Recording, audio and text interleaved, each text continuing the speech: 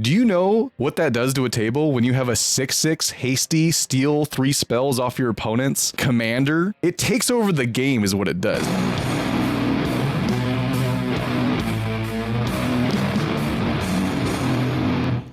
What's up everyone, welcome back to the Carnarium. I'm Waste and I got another video for you today. We're breaking down my mono red Parasite deck, where I use red theft abilities to steal cards from my opponents. The deck has no direct win con, so during the game I have to piece together a strategy using my opponent's cards, and try to win from there. So let's break down this deck and see what makes it tick.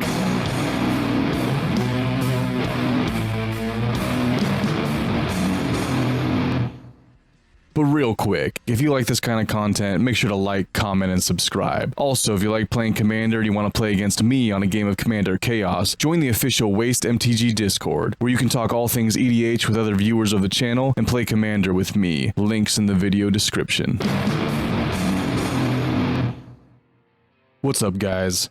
So as you can see, I have my Etali deck here spread out. I have it in split up into some different categories here. The actual Mox-filled deck list is online, link in the description if you want to check out how I really broke down each category. These are the general categories. A lot of these cards cover multiple categories, so, they could fit in multiple of these slots, but I kind of separated them based on what their main purpose in the deck is. Otherwise, it would get too messy if I tried to put multiple cards in different categories. But if you want to see the full breakdown, check out the Mox-filled deck list. It's very descriptive. Just search by types and tags. So this deck is built around Etali, Primal Storm. He's a mono red commander, 6 mana, 6/6. And he has this really sweet ability where when he attacks, he essentially steals spells from everyone at the table. So each player has to flip the top card of their library. If it's a non-land card, I get to cast it for free.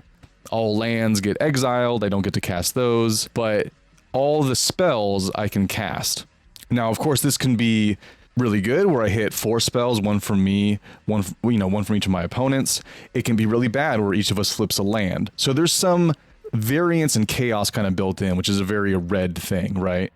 However, I can say that statistically, as I've played this deck, I would say I get at least 2 spells every time I attack.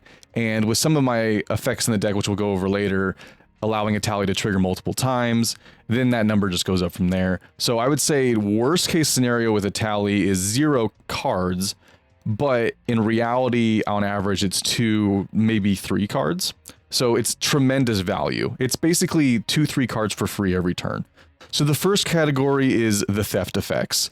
Etali is obviously one of them, but there are other effects in here that steal cards from my opponents. First one being Plarg and Nasari. So Plarg and Nasari is a 5 mana, essentially baby Etali. It reads, at the beginning of your upkeep, each player exiles cards from the top of their library until they exile a non-land card.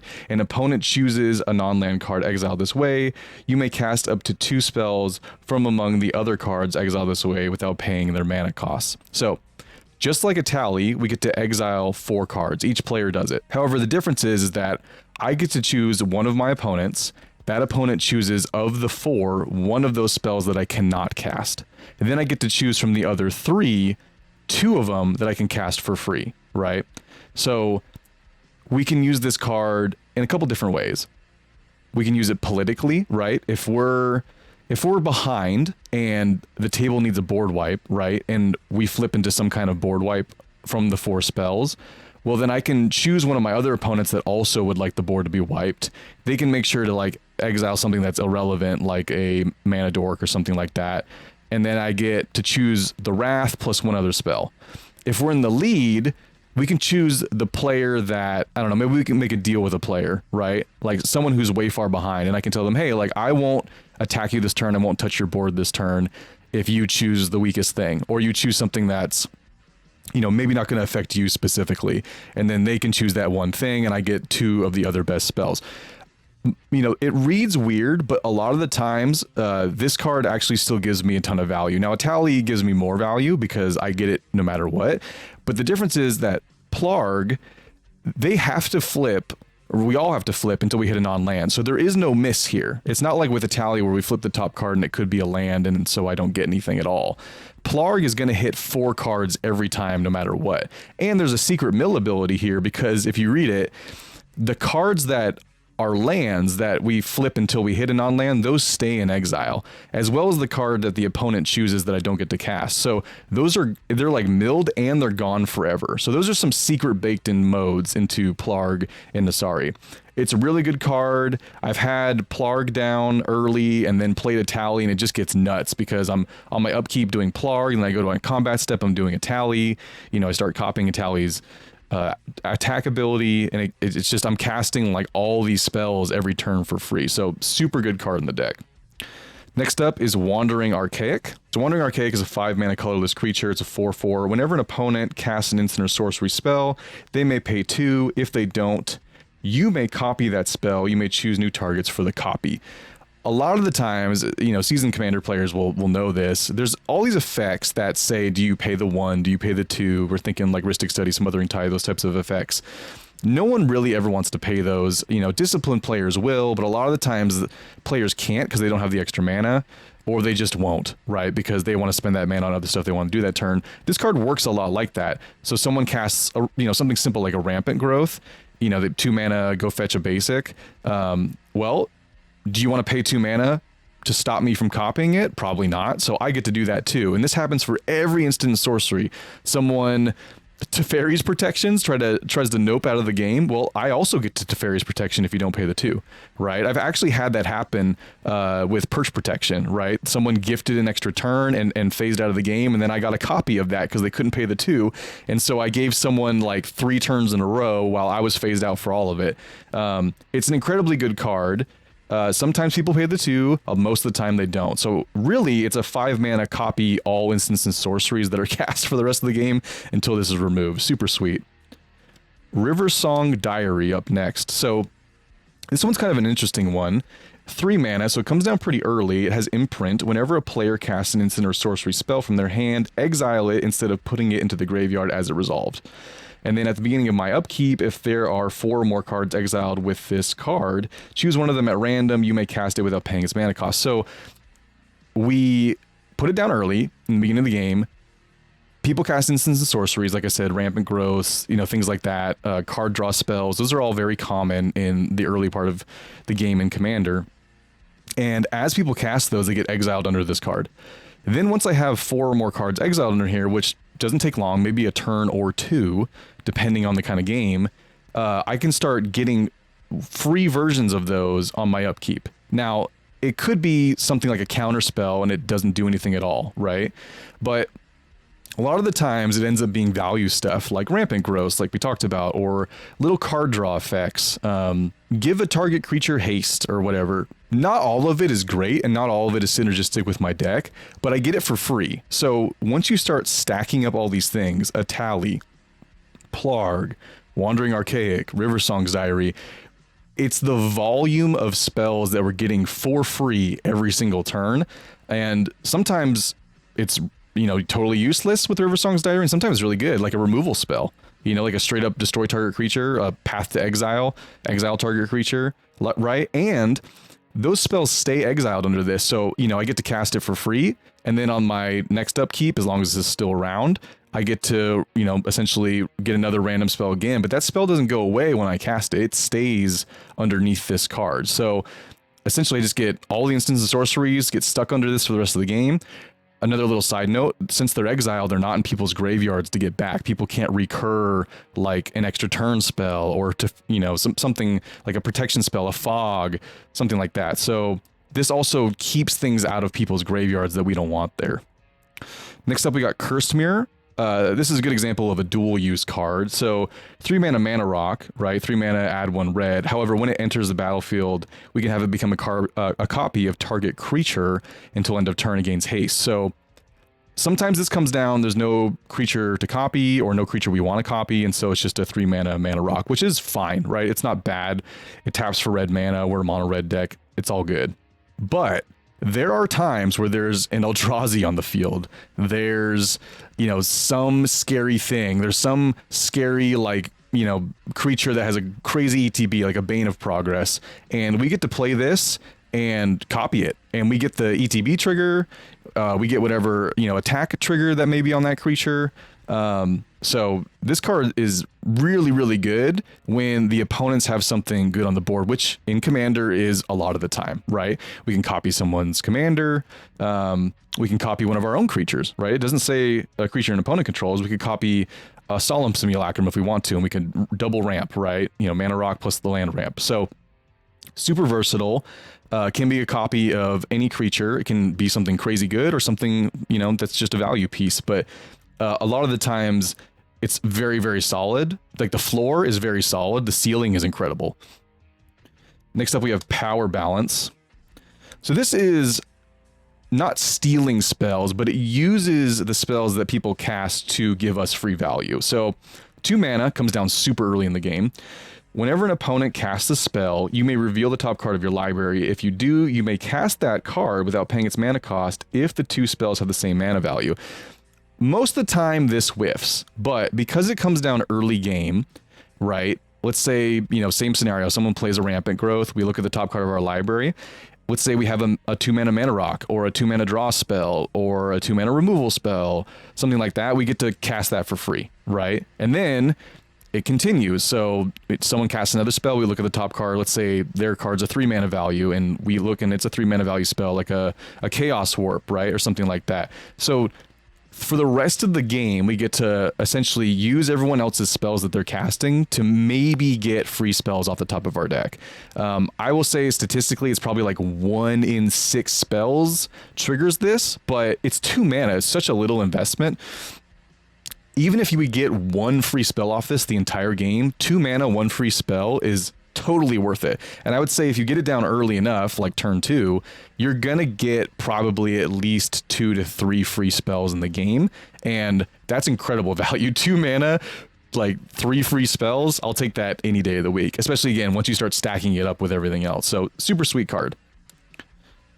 This next set of cards is stuff that copies things on the stack. So the best one in the deck is Return the Favor. So real quick, this 2 mana Spree card, red, and then we can choose 1 or more of these abilities. So we can pay an additional generic to copy target instant or sorcery spell, activated ability, or triggered ability. You may choose new targets for the copy, or we can pay an additional generic, or just for this. So we can choose both or just one of these.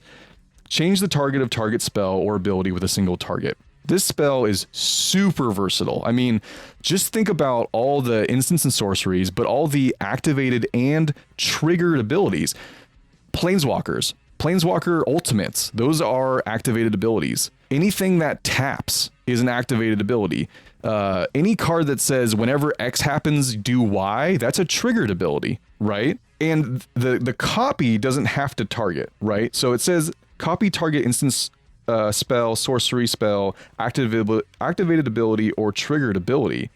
But those abilities or spells do not need to target, right? So that's what makes this really good. A lot of red spells that copy say like, you know, they're like redirects, like, hey, take a spell that targets and change the target, or copy target spell that targets something and change the target, you know, for the new copy.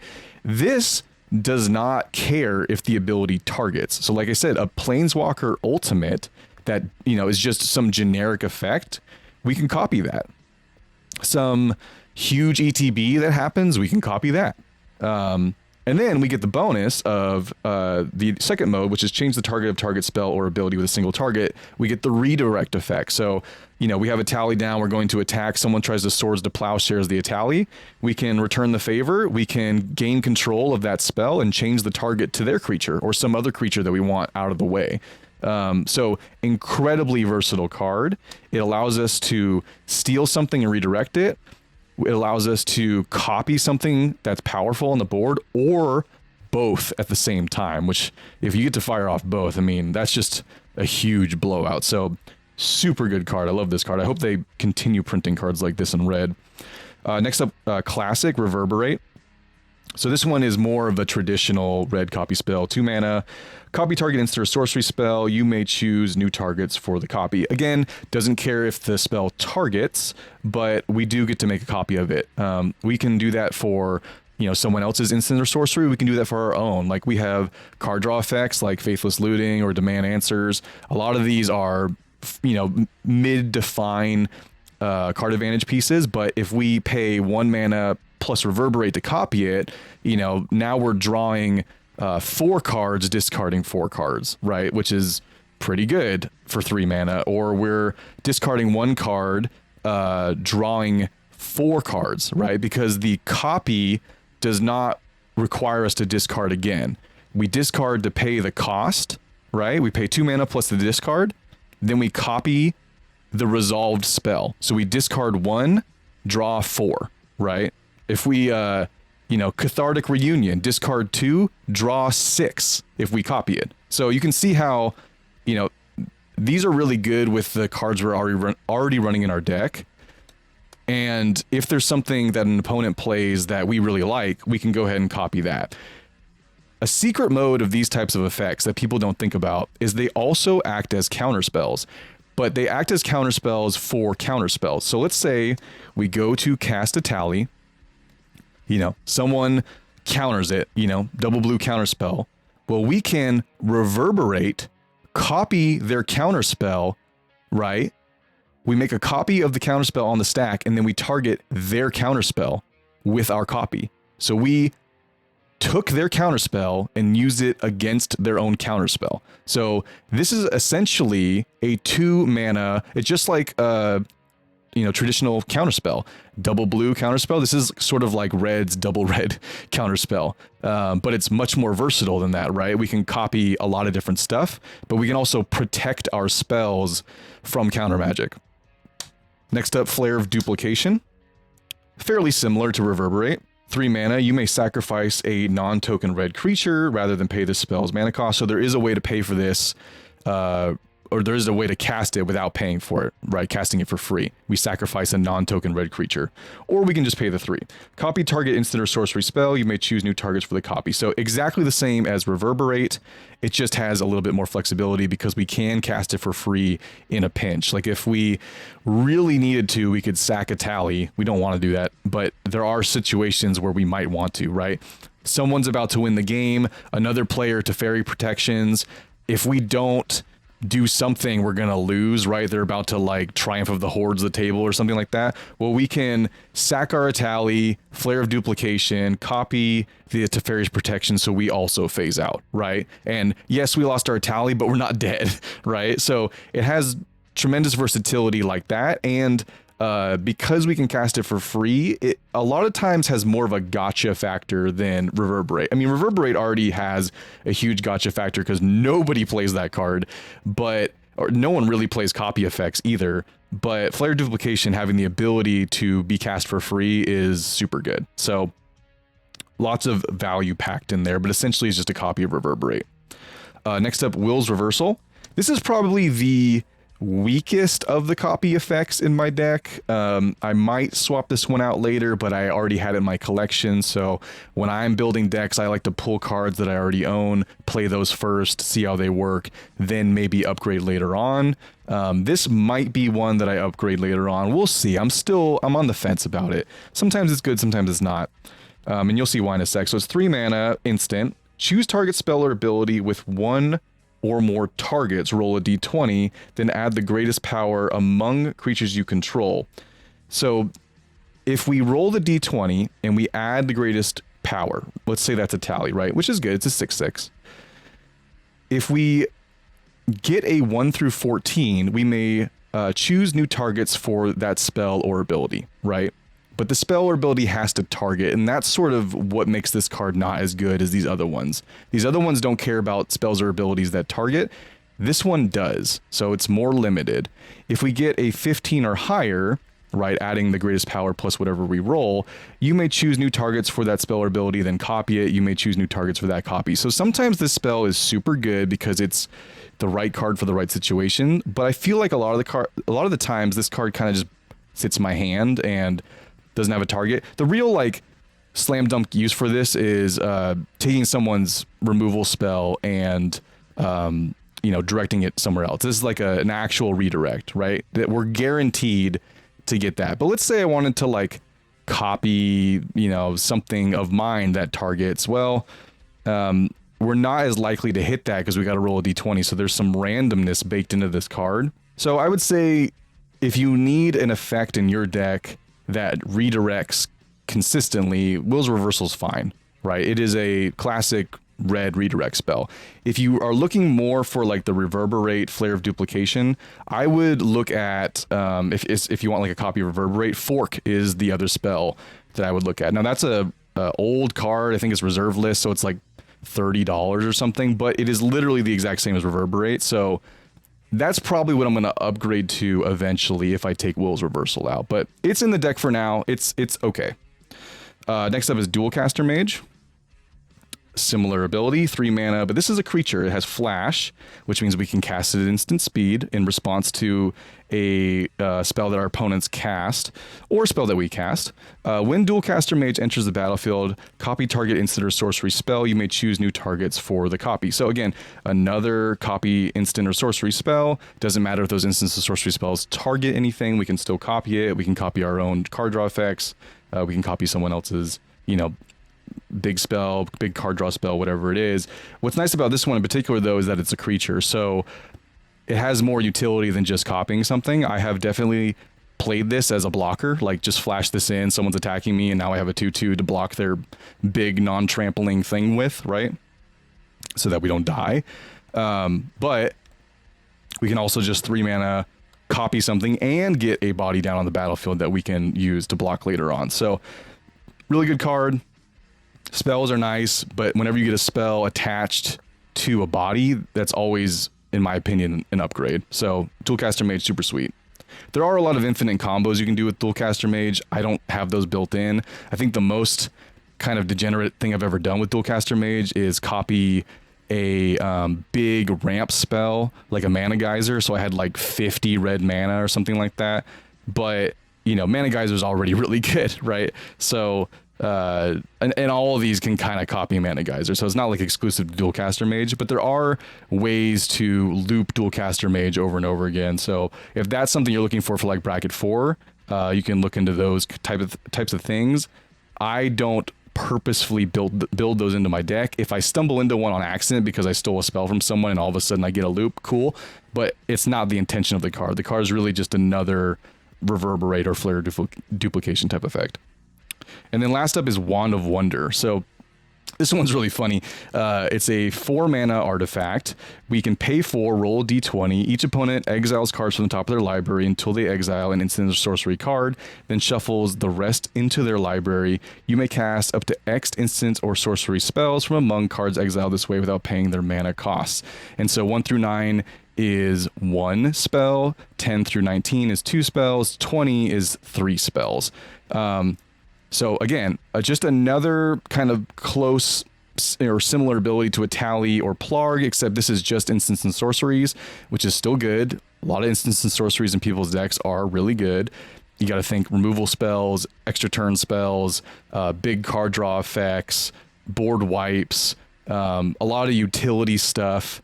So, you know, just instants and sorceries doesn't make this card any worse. It actually is still fairly good. And then we hit 3 things. Again, this only hits our opponents. It doesn't hit us. So they have to exile cards. We're going to hit something because they have to exile until they hit an instant or sorcery. So we're going to have 3 options to choose from. A lot of the times, one of those is really good, 2 of them are not. But we get to roll a dice, and if we, you know, we're always going to get at least one of those spells. If we get lucky, we'll get 2 of them. If we get super lucky, we'll get 3. I'm not sure I've ever hit a natural 20 with this card, but I definitely have hit the, you know, 10 through 19 to cast 2 cards about 50% of the time, right? And even just 1 spell is really good because you're choosing from 3 spells of your opponents to cast for free. So you can always choose the best one for the given board state. Super good card, and it's a repeatable effect. So it's 4 mana, tap it every turn to be able to do that. And again, once you stack that up with all the other effects, plus Etali's attack trigger, it becomes nuts. I mean, I've had turns where I've cast, you know, between 10 and 20 of my opponent's spells before I cast anything from my hand. So these are all the theft effects. We really only need one of them alongside Etali to do what the deck is designed to do, but a lot of the times we end up hitting, you know, 2 to 3 to 4 of them, and it starts getting nuts. Okay. Next category, we'll go with the card advantage. So this is just like your veggies of your deck. You got to have card advantage in your deck in order to get to where you want to go. I don't like running tutors in my deck, so I run a lot of card advantage. I've made videos about that before. I know I could run gamble and other effects like that, but I don't particularly like running them in Commander. I feel like it kind of breaks the spirit of the format. It's supposed to be single, you know, 100 card singleton. Tutors to me kind of break that, and I'm also not playing in bracket 4 or cedh, so I don't feel like it's necessary. I find it much more fun to have variants built in, so I run a lot of card advantage, and these are the card advantage effects that I chose. So Faithless Looting, obviously a classic, draw 2, discard 2, has the ability to flash it back for 2. Just like super solid red card, one of the best red card draw effects ever printed. 1 mana, it's gonna be castable at any turn, right?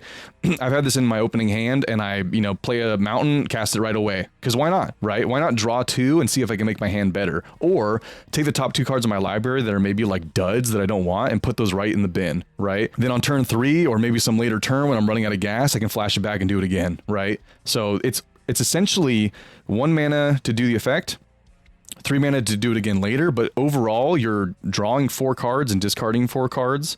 And this deck, as I'll go over later, has a lot of cards that want to be in the graveyard, so it's not like we're putting stuff in the graveyard that we don't want to be there. We have cards in the deck that we would like to be in the graveyard, so this helps us get those cards in there. Demand Answers, another solid one. We can either sack a artifact or discard a card to draw 2 cards. Not the splashiest card draw effect, but very solid. Again, low mana cost, 2 mana, and again, if we can copy it with like a Reverberate or one of our other effects, it becomes a discard 1, draw 4 if we copy it. So super good card early game, super good card late game. The ability to either discard a card or sacrifice an artifact is nice. Since we're a monocolor deck, we do have a lot of artifacts built in, so we have a lot of options to sacrifice if we want to, and if we don't want to discard a card. Nice versatile card advantage spell. Cathartic Reunion. This one is really, really good. I love seeing this card in my hand and a copy effect, because I know that the second I get the chance to do it, I'm going to fire this off for 4 mana, draw 6. Now, I know that 4 mana draw 6 might not sound like the coolest thing ever, but in red, where card advantage is at a premium, being able to pay 2 mana to do this, discard 2, get like a Anger in the graveyard, get some other, you know, effect we want in the graveyard, and then draw 3 is already fairly good, right? You're essentially getting rid of 3 cards to get 3 cards back, right? This card plus the 2, and then draw 3, right? So get those away, draw 3. If we can copy it, it's nuts. You know, and if we can copy it a couple times, like we have a couple of these effects where we can copy stuff, it gets insane. So we can, like, you know, draw 9 if we want to. Again, the copy of the spell doesn't require us to discard. We only ever have to discard 2, because those are casting costs, right? And we pay those once. The copies do not make us pay those costs again. So really good early game, incredibly good late game if I can start copying it a couple times. Fear of Missing Out up next. Everyone knows this card from Standard, but it's just a really solid 2 mana, 2/3, already good stats. When it enters, we get to discard a card, then draw a card. Funny little fact, if we have no cards in hand, we still get to draw the card, because it doesn't say discard a card, then if you do draw a card, it says discard a card, period. Well, comma, but draw a card, right? So whether or not we have a card to discard, we still draw a card. So cool little value baked in there. And then if we have Delirium, this can cause us to get extra combats when it attacks, which again, paired with Etali, if we attack twice, or we go to combat twice, right, with Etali, then we get 2 triggered abilities from Etali. So we get to do the steal spells from everyone twice. So it has a bunch of utility, right? It has the ability to draw us a card, discard a card, draw a card. It's a body, it's a 2/3, and late game, once we have Delirium, which again, a lot of our effects put stuff in the graveyard. Like I said before, we want cards in the graveyard. It's not going to be hard to hit Delirium, right? Then we can start taking extra combats, and that's where stuff gets nuts with Etali. All right, next up, Seize the Spoils. This is sort of the range of card advantage spells that also ramp us, right? So Seize the Spoils, 3 mana, you know, discard a card, draw 2 cards, make a treasure. So very similar to a lot of these other effects like Demand Answers. However, the treasure mode shouldn't be looked over, because if we copy it, we get to discard a card, right? We pay 3 mana, discard a card. Then we get to draw 4, make 2 treasures, right? Draw 4, make 2 treasures. If we copy it again, we get to draw 6, make 3 treasures, right? So you can see how you start to kind of make up for the cost. You're getting mana back. You have to invest mana to get the effect, but then you're getting the mana back. Also, those treasures can be sacked to demand answers since they're artifacts. We have other stuff that cares about artifacts in the deck, like how many artifacts you have on the battlefield. So those all help with those little sub-synergies. But on the surface, it's good. Like, I love casting this on turn 3, right? Turn 3, discard a card that we want in the graveyard, draw 2, make a treasure. We save that treasure for next turn. It's ramp, help us get closer to Etali. Late game, we start copying it, and it's awesome. Refill our hand, make a bunch of treasures. Same thing with Unexpected Windfall. This is even better because it's discard 1 card, draw 2, make 2 treasures.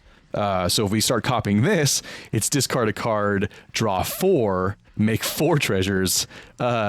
Insane, right? So really, really good.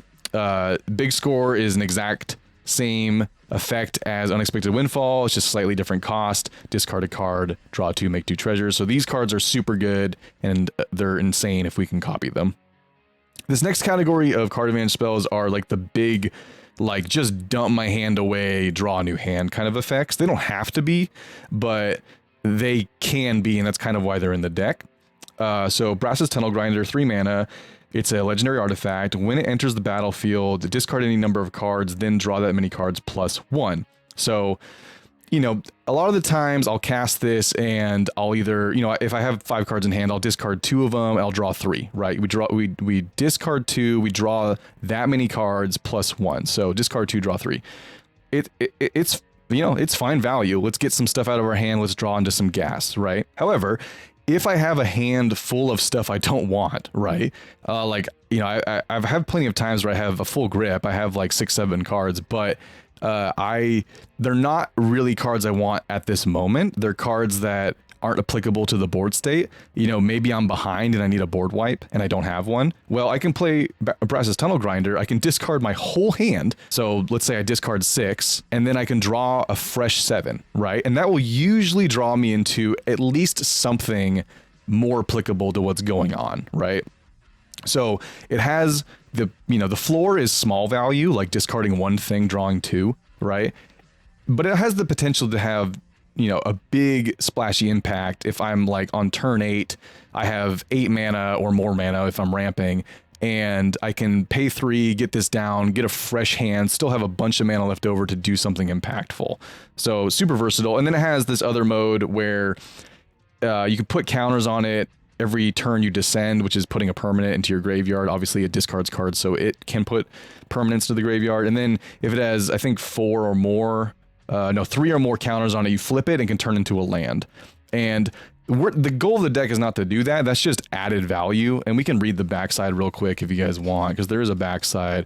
It's add a red mana, and then whenever you cast a permanent spell using that mana from this land, you may discover X, where X is that spell's mana value. You know, that's great value. Discovering is like Cascade, but even better because you can put it in your hand if you don't want to cast it. But it's fairly rare that we get there. That's not what the deck is designed around, but we can get there. We have the cards to get there. So it's cool added value in the late game if we get to that point. So this card is, you know, this card could fit in a couple of these categories. It's card advantage, it's utility, you know, it's a ramp technically, but the main value, the main reason it's in the deck is for the card advantage mode, to really just dump my hand and get a new, you know, fresh 7 or fresh 6 if I really want to. Same thing with Wheel of Misfortune. Let's go ahead and take a look at this beautiful secret layer Misfortune. Oh yeah, look at that. Beautiful, full art foil. This is the only secret layer I've ever bought, by the way. I think it's like, you know, friends are temporary, but metal is forever, or whatever the secret layer was called. I love the art on this card. But Wheel of Misfortune, the predecessor to Wheel of Fortune. Is it predecessor? Is that the right word? The one that came after. That's what I mean. You know what I mean. Okay, so I gotta read this because there's like a whole novel on here. Each player secretly chooses a number 0 or greater. Then all players reveal those numbers simultaneously and determine the highest and lowest numbers revealed this way. Wheel of Misfortune deals damage equal to the highest number to each player who chose that number. Each player who didn't choose the lowest number discards their hand and draws 7 cards. So I know that's what does that card do? If you've never played against this, it's very confusing. Even if you have played against it, it's confusing. So essentially, think about it this way. All 4 players choose a number secretly. Then you all reveal them at the same time. To make this simple, let's just say it's numbers 1 through 10, right? So let's say player 1 chooses 1, player 2 chooses 3, player 3 chooses 5, and player 4 chooses 10. Player 1 that chose the smallest number will do nothing, right? They will not discard their hand and draw a fresh 7. They will take 0 damage. The 2 players, player 2 and 3, that chose numbers in the middle will discard their hand and draw 7. The player 4 that chose 10 will take 10 damage and then discard their hand and draw 7, right? So 3 of the players on average, right? There's probably a way where some of these players all don't draw. Like if they all choose the same number, I don't know what happens, or if they all choose 0, I don't know what happens, but 99% of the time what happens is 1 player does nothing, 2 of the players Wheel of Fortune, 1 of the players takes a ton of damage and then Wheels of Fortune. So it's a funny card. It's a commander staple because, at least in my opinion, because it's a funny card and it requires everyone to like get involved and decide whether they want to discard, how much damage they're willing to take. A lot of the times I end up just choosing a 5, right? Because most people don't want to take more than 5 damage. It's pretty solid. There's usually someone who chooses higher than 5 because they really want the Wheel of Fortune effect. And there's always someone who chooses like 1 or 0 because they want to keep their hand. So 5 is usually a solid number to like Wheel of Fortune but not take the damage. But it's a super good card. Like I said, similar to Brass's Tunnel Grinder, we get to dump our hand, draw a fresh 7. We also, if we have no cards in hand, unlike Brass's Tunnel Grinder, like let's say this was our last card, right? Hey, no cards left in hand, Wheel of Fortune, or Wheel of Misfortune rather. Just because we had nothing in hand doesn't mean we don't draw anything. Like we get to draw the 7 no matter what, even if we're empty-handed. That's the benefit of and major upside of Wheel of Fortune. Now, of course, your opponents get to do it too, which is generally not good in Commander. You don't want to like give cards to your opponents, but red is limited on the kinds of effects that can do this. And this card is just so sweet, it's got to be in the deck. I mean, I'm going to put in every red deck I ever build, so I don't care about the downside of it. It's too sweet. But yeah, the reason it's in my deck specifically is because of the huge potential upside of drawing a fresh 7 cards. And so, I find, at least in this deck, the upside of drawing a fresh 7 outweighs giving 2 of the other players a fresh 7, right? Especially if you use it politically, like, hey guys, like I'm going to use a Wheel of Misfortune, so you can all draw cards if you just leave me alone for a turn. Like you can use it politically if you want, right? If you're savvy that way in Commander, which you know your boy is. So Wheel of Misfortune, super good card. I really like it, as you can tell. Okay, the next 2 cards are kind of the utility mass card draw. So first we got Urbrask Heretic Praetor. Urbrask is a 5-mana 4/4 with haste. At the beginning of your upkeep, exile the top card of your library. You may play it this turn. So that includes lands. If an effect says play and you're playing it from exile, that includes lands. If it says cast, you can't play the lands from exile because lands can't be cast. But if it says play, you can play them. So essentially we get like a Phyrexian Arena. We get 2 draws, right? 2 draws a turn with this down. We get our normal draw and we get this effect at the beginning of our upkeep. Then, at the beginning of each opponent's upkeep, the next time they would draw a card this turn, instead they exile the top card of their library. They may also play at that turn. So we take away people's draw steps. People hate that, right? Because what it does is, you know, we get 2 extra cards, or we get our draw, which is our normal draw for the turn, and we get an extra card, right? So we're up 1 card. Our opponents don't get any extra cards, and they have to exile, which means they have to reveal the card. So now everyone at the table knows what that card is. And if they don't cast it that turn, which maybe changes the plan that they had set out for that turn based on the cards in their hand, they're going to lose it. So a lot of the times what ends up happening is it forces the player to play the card from exile and derail their strategy. I find that Urbrask is super disruptive. It doesn't seem like it would be, but forcing people to play the top card of their library so that they don't lose it. Like, imagine if you exile someone's combo piece, right? They have to play it.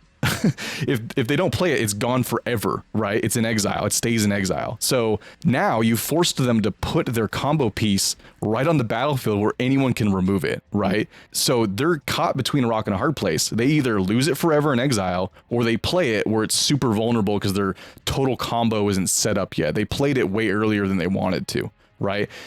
Or just general stuff like people, you know, we exile someone's counter spell. Someone's like Pact Invocation or some other cheeky counter spell, right? Are they going to cast something to counter their own thing? No, they're going to leave it in exile. So that's gone forever. Some other utility card that's in someone else's deck that's like really important to their strategy, or even just like people's like, you know, really good pieces like an Anointed Procession or Teferi's Protection or anything like that. Like if it goes in exile, they have to cast it or it's gone forever. So we get an extra card every turn. Everyone else gets stuck with having to make super hard choices that they didn't want to make every single turn. So super good. And then it's a good body. It's a 4/4. It's got haste. You know, 4/4 is a solid body in Commander. A lot of people don't want to attack into that in the early game, especially, you know, turn 5 when this comes down, or turn 4 if we ramped. This is a very solid body to just like keep people away from us, right? Even if they want to attack us because they hate the ability. So really the only way around this is for them to target it with some kind of removal, which they probably didn't want to use on this anyway. But if it sticks around, it's super, super good. And then last but definitely not least is Clive. So this is one of the new Final Fantasy cards that came out a few months ago. 6 mana, 5/5. When Clive enters, you may discard your hand, then draw cards equal to your devotion to red. So devotion, for those who are new to Magic, is the red mana symbols. In this case, our devotion to red is the number of red mana symbols in each of our permanents on the battlefield. So let's just say, I'm just going to spread some cards out here, right? Let's just say like these 5 cards were our permanents, not including our lands, right? Our devotion to red would be 1, 2, 3, 4, 5, 6. So we would discard our hand and draw 6 cards, right? With Clive's ability. Now I will tell you that this deck has a lot of permanents. We haven't talked about a ton of them. Etali is another one with 2 red mana symbols. So if we have Etali down, that increases the devotion even more. It would go up to 8 in that situation. So most of the time when I cast Clive, it really is a discard my hand. My hand's usually like down to a land or a mana rock or something I really don't care about, and draw 7, 8, 9, 10 cards, right? So Clive is absolutely insane. He is 6 mana, which means he's not coming down till, you know, mid, late-ish game, but drawing a fresh 7, 8, 9, 10 cards late game is like, it's huge. It's huge. So this is a super, super good card. One of the best, if not the best, red draw spell ever printed. So yeah, really, really good. And then 6 mana, we can tap, exile Clive, then return to the battlefield transformed under its owner's control, activate only as a sorcery. So again, we're casting this mid-late game anyway. We probably will have the mana to do both in one turn if we wanted to. It's 12 mana, but this deck ramps incredibly well. So that will flip, Clive will flip into Ifrit, Warden of the Inferno. This is an enchantment creature. It's a 9/9. It's a big creature. Chapter 1, so we immediately get this when it exiles and comes back as this creature. Ifrit fights up to 1 other target creature. So fighting means, you know, 2 creatures do combat to each other kind of outside of a normal combat step. So let's say we wanted to get rid of this Urbrask. They fight each other, right? The 9/9 is going to win that fight. So this dies, this, you know, the 9/9 lives.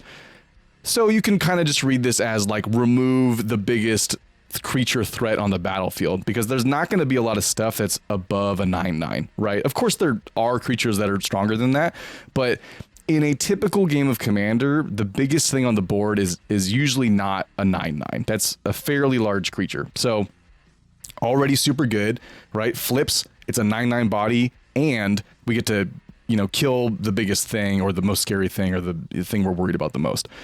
Chapters 2 and 3, we get to add 4 red mana, and then if Ifrit has 3 or more lore counters on it on the turn 3, we get to exile it again, and it comes back as Clive. And guess what? We get that ETB again, where we discard a hand, draw cards equal to our devotion to red. So it's insane, dude. I mean, just the discard draw effect is so good, but the fact that we can then pay more mana to flip it, kill something, add mana to our mana pool, and then exile it and have it come back again to refill our hand, it's so good. It's so good.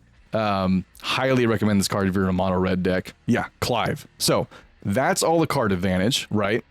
Or the most direct card advantage we have in the deck. Let's do the haste enablers next. So these are cards that allow Etali to be cast and then the same turn attack. Etali does not have haste on his own, right? Which makes him a little vulnerable. You really, a bad turn would be paying 6 mana, maybe tapping out, right, on turn 6, playing Etali, and then hoping and praying that he makes it around the next 3 turns and no one removes him. The likelihood of that happening is fairly low. Experienced commander players know that Etali is powerful. They're all going to look at each other as soon as this comes down and says, hey, we got to remove that, or else we're going to start, A, getting our spells stolen from us. B, that player's going to get way more card advantage than we're getting every single turn. And of course, if we have ways, which we do, to trigger it multiple times, then it just gets insane. So it's not likely that you can just plop Etali down and have the puppy dog eyes and no one's going to target him, right? Very unlikely. So what we have is built-in haste enablers so that he can come down and attack immediately.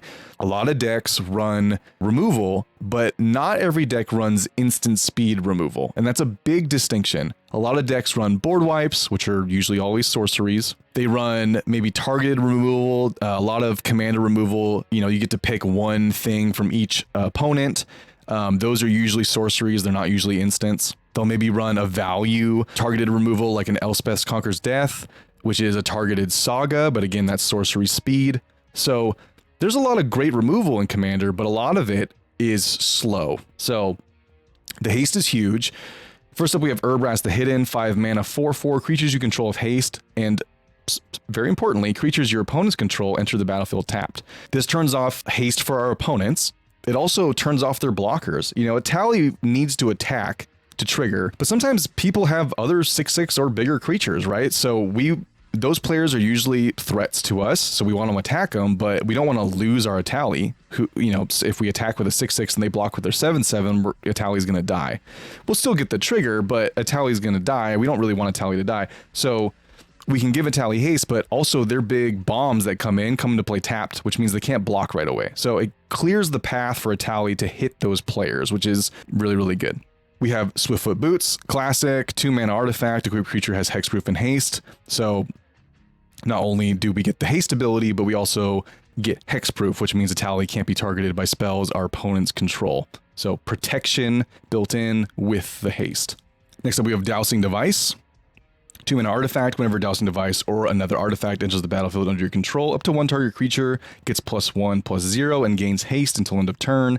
Then we can transform if we control 4 or more artifacts, which I will say, we talked about Brass's Tunnel Grinder earlier flipping, and it's not like a likely thing that has happened. I'm not even sure I've done it once when playing this deck, but I do flip Dowsing Dagger like very consistently. We have a lot of artifacts in this deck, and we make treasures in this deck, right? We copy spells that make treasures, so we make even more treasures. So Dowsing Device looks at all those different artifacts. It doesn't matter if they're tokens or not. So having 4 or more is not difficult in this deck. I mean, we have Swiftfoot Boots, which is an artifact. So a lot of the times, Dowsing Device comes down, 2 mana, gives Etali haste same turn, and then flips into a land. And if we want to read the backside here, the land itself also gives haste. So tap, add 1 red mana, 3 tap. Until end of turn, target creature gains haste and gets +X/+0, where X is the number of artifacts you control. Activate only as a sorcery. So really good value there. And importantly, if Etali does get removed, and this is one of the things that makes the deck super resilient, right? Let's say someone, we get 1 attack in, but then everyone gets freaked out and they have to remove Etali. Well, guess what? We're going to ramp hard in this deck. So next turn, we can just play Etali again, and with our haste land, give him haste, he can attack again, right? This deck has so many haste enablers that really Etali always comes down and attacks the same turn that he comes down. And we ramp really hard so that whenever he gets removed, we always have enough mana to play him again, get another set of fresh spells from off the table. We really don't want to play Etali and not have a haste option. So even if I have the mana to play Etali, I will oftentimes not cast him until I have a haste option available, because the difference between him attacking the turn he comes down and not attacking the turn he comes down it's like a gulf. It's huge. Casting a 6/6 creature that does nothing and having it removed is awful. We might as well have just skipped our turn, right? But having a creature that comes down is a 6/6, does 6 damage to someone most likely, or makes them block with one of their small creatures, so essentially remove something, and steal spells off all of our opponents. The gulf between those two scenarios is so huge that it's worth holding a tally until we have this set up properly. Next up, we have a classic, Anger. So I mentioned before how we have effects that discard cards. Sometimes we want those cards in the graveyard. Anger is one of them. 4 mana, 2/2. It has haste. As long as Anger is in your graveyard and you control a mountain, which we obviously will control a mountain. We're a mono red deck. Creatures you control have haste. Creatures, all my creatures have haste, right? Not just Etali, all my creatures. So this is a card that's really good to discard to one of our card advantage effects, right? We have Anger in our hand. We have a card advantage effect. We want to discard something. Well, let's just throw Anger in the graveyard. Now all our creatures have haste and we get to draw 2 cards. So it's like value, value, value, right? There's no like downside once we have effects in our hand that we want in the graveyard. So Anger's super good in the deck. And since it's in the graveyard, it's not easily interactable. Now, of course, you know, seasoned players will play Graveyard Hate, but I will tell you, not a lot of players do, even ones that know they should, right? It's definitely... I even am light on Graveyard Hate, and I know that I should. I usually run 2 pieces max, and I'll show you those cards later, but it's something I need to draw into. It's not something I'm going to have access to all the time. And I can say for opponents that I've played against, a lot of them don't run any Graveyard Hate. So once Anger is in the graveyard, it kind of just stays there, and the ability lasts the rest of the game. So super good. It also can just come down 4 mana to be a 2/2 blocker.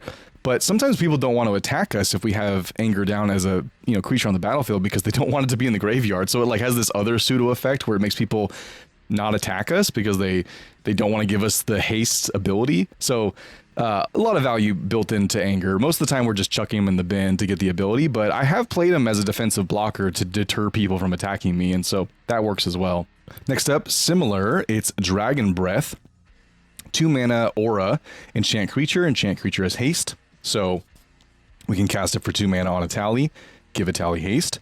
It has fire breathing on it, so we pay 1 red mana. Enchanted creature gets +1/+0 until end of turn. I have definitely won games with this ability, right? We attach this to Etali. I've dumped 12 red mana into this. All of a sudden, Etali is an 18/6, right? And they're dead, right? So super good. Extra value baked in there. But the main thing on this card that makes it super sweet in this deck is the last clause. When a creature with converted mana cost 6 or greater enters the battlefield, you may return Dragon Breath from your graveyard to the battlefield attached to that creature. Funnily enough, the way it's worded, I could attach it to a opponent's creature if I wanted to. I'm never gonna do that. Well, maybe if I want a Kingmaker or something like that. Or maybe if someone, like an opponent, has a way to take out another opponent with their commander that's 6, mana value 6 or greater, and I tell them, hey, if you cast your commander, I can give it haste. Maybe I make a deal like that, right? Like, you don't touch me for 2 turns if you take out this problem player. Maybe I would do that. But 99% of the time, guess what? Etali is 6 mana. So Etali comes down.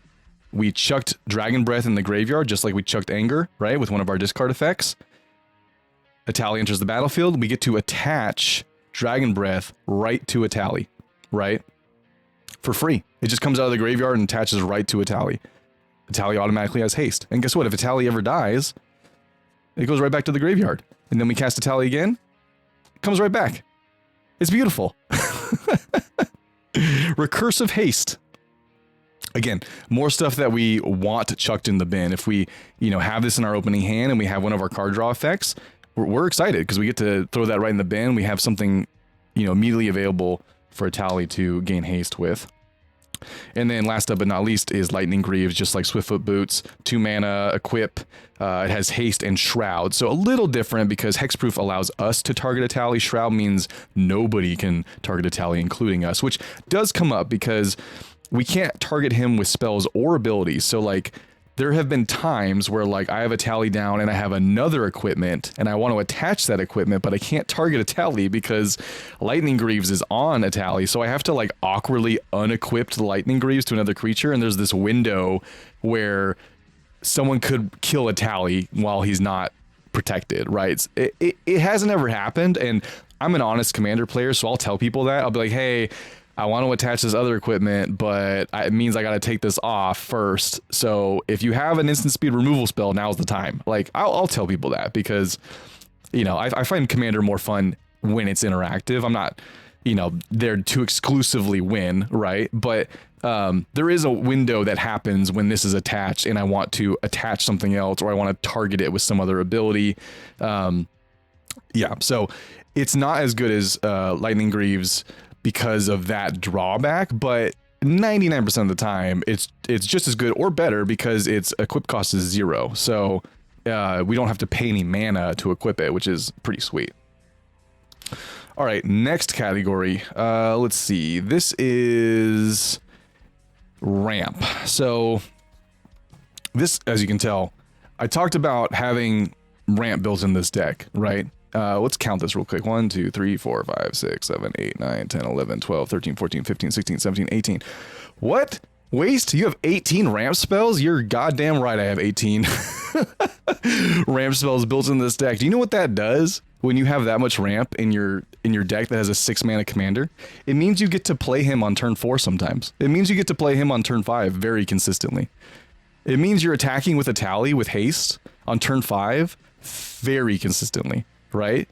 Do you know what that does to a table when you have a 6/6 hasty steal 3 spells off your opponent's commander attacking? Maybe it's hexproof or has shroud and they can't interact with it. It takes over the game is what it does. So yeah, ramp is super important in this deck. And some of these have dual utility like we talked about before, like this first card here, Fable of the Mirror Breaker.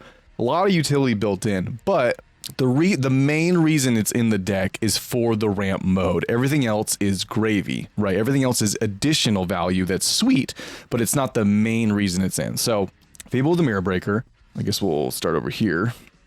Everyone should know this card. Was a staple in pretty much every format it's legal in. This is a saga. The first mode, we get to make a goblin that's a 2/2, and when that goblin attacks, we make a treasure. So comes down on turn 3, maybe turn 2 if we ramp super hard. And we get to make a creature that makes us treasures, right? A lot of the time in Commander, you know, there will be one player who's a little slower than the rest and they don't have a creature down by like turn 3, 4, 5.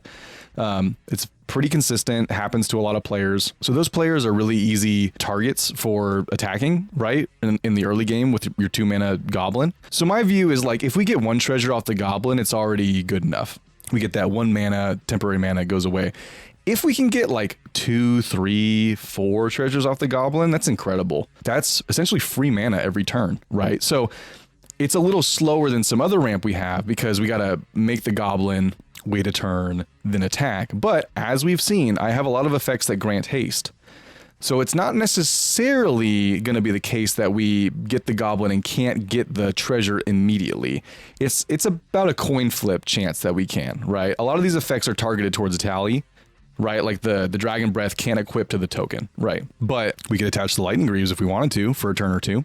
We could attach the Swiftfoot Boots. So with the addition of all the haste in the deck, the token is very good, right? Especially if this comes down on turn 3 or turn 2 if we're ramping super hard. The other modes are also very good. So chapter 2, we get to discard up to 2 cards. If we do, we draw that many. Sometimes I discard 2 cards, sometimes I discard 1, sometimes I discard 0. Sometimes I like my hand and I don't want to discard anything. But, you know, like we talked about a lot, there are cards in the deck that we want to discard. So a lot of the times we get at least one of those in the graveyard and we get to, you know, draw a free card, which is very, very good. And then the third mode, we flip it into a creature that can pay 1 to make a copy of target non-legendary creature, which is just like super good value. Now we can't copy like Etali, right? It wouldn't work anyway because if it could copy a legendary, the legendary token, or the legendary token and the legendary creature, well, you'd have to pick one of them and sack the other because of the legendary rule. You can't have two of the same legendary creature down unless you have some ability allowing you to. So it wouldn't work anyway, but we do get to copy all of our non-legendaries, and we have a lot of non-legendary creatures in the deck that have great value. I mean, something as simple as a Solemn Simulacrum where it ETBs fetches a land out of your deck, I mean, doing that every turn is really sweet. The ability to copy a creature we control is very, very good. So the reason this card is awesome is because every single one of these modes is good, but again, the main reason it's in the deck is for the goblin that ramps us, right? Everything else is additional value that's very good. Next up, one of my favorite swords, Sword of Hearth and Home. I love this card. 3 mana, 2 to equip. Equipped creature gets +2/+2 and has protection from green and white. So I will say that mode already is incredibly good. If you're not aware of what protection means or you're not familiar with the nuances of it compared to maybe like unblockable or other things like that. Protection has several tiers of things that it does.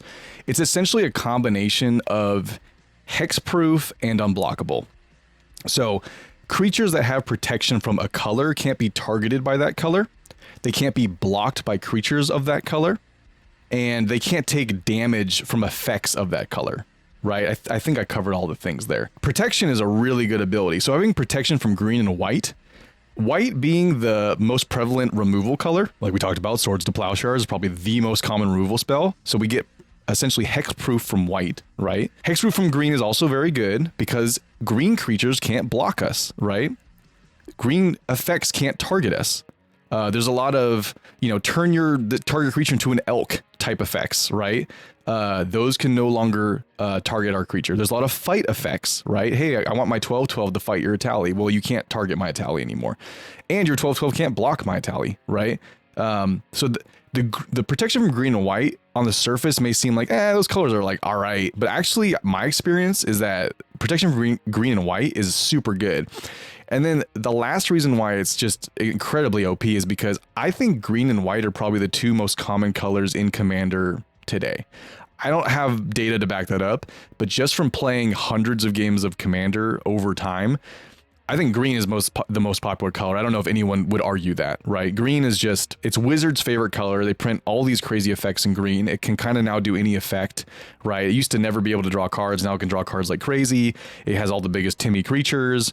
Intro players love green because it's like, oh, giant creature. I mean, who doesn't love that, right? We all kind of had that moment when we were playing Magic for the first time. Like we saw our first 8/8 and we were like, what, a big 8/8, right? So like it's a common color for a lot of players because, whether they're playing a mono green deck or a 2-color deck or a 3-color, 5-color deck, like green is a staple of all of those archetypes, and it's the best ramp color. So players want to put green in their deck because ramp's super powerful. So having protection from green is really, really good because, like I said, green creatures can't block us. And that even if a creature's like blue, white, green, because it's green, it can't block us. It doesn't matter that it's blue, right? It doesn't matter. It just has to be that color. And then protection from white is also good because you have white weenie strategies, right? They put down a lot of 1/1s and stuff that maybe early game will be good blockers, but late game get gigantic because they have anthem effects that pump them up to like 10/10s. None of those creatures can block. I have won games with Sword of Hearth and Home just because it made Etali unblockable by the player playing green and white, right? I remember there was a game recently where someone had an Avacyn. It made all of their, I think that's the card. It's Avacyn, right? That makes it's the angel that makes everything indestructible, all their permanents. So normally that's game ending. If all your permanents are indestructible, I mean, it's hard to get through that. But because all their permanents were white or green, I don't remember. I know they were at least white, right? The Avacyn was white. They couldn't block Etali, and I just won with commander damage because I was able to swing in a couple times, and I think he had double strike. So it was like he gets +2/+2, so he was an 8/8 double striker, protection from green and white. I mean, it was, it's insane, but it's not uncommon. That's what I'm trying to say. So don't, on these swords, overlook the protection ability. Some of those colors are better than others, right? Protection from like blue and red might be like kind of weak, depending on the other effects, but protection from white is huge for targeted removal, and protection from green is incredibly good for getting through tough creatures to get through, especially in a deck that wants to attack. I know I spent a lot of time on talking about that first part of this card, but I don't want to undersell how important that part is to the deck and why it's in there for Etali, right? I know this is the ramp section, but that effect has won me games straight up. Like, people can't target him with removal and they can't block him, which makes him insane. And then remember, we attack, he can't be blocked, but we're also getting free spells off everyone. So it's just value on value on value. The next mode is whenever equipped creature deals combat damage to a player, exile up to one target creature you own, then search your library for a basic land card, put both onto the battlefield under your control, then shuffle. Notice how it doesn't say put the land on the battlefield tapped. So the land comes into play untapped. We get that mana right away.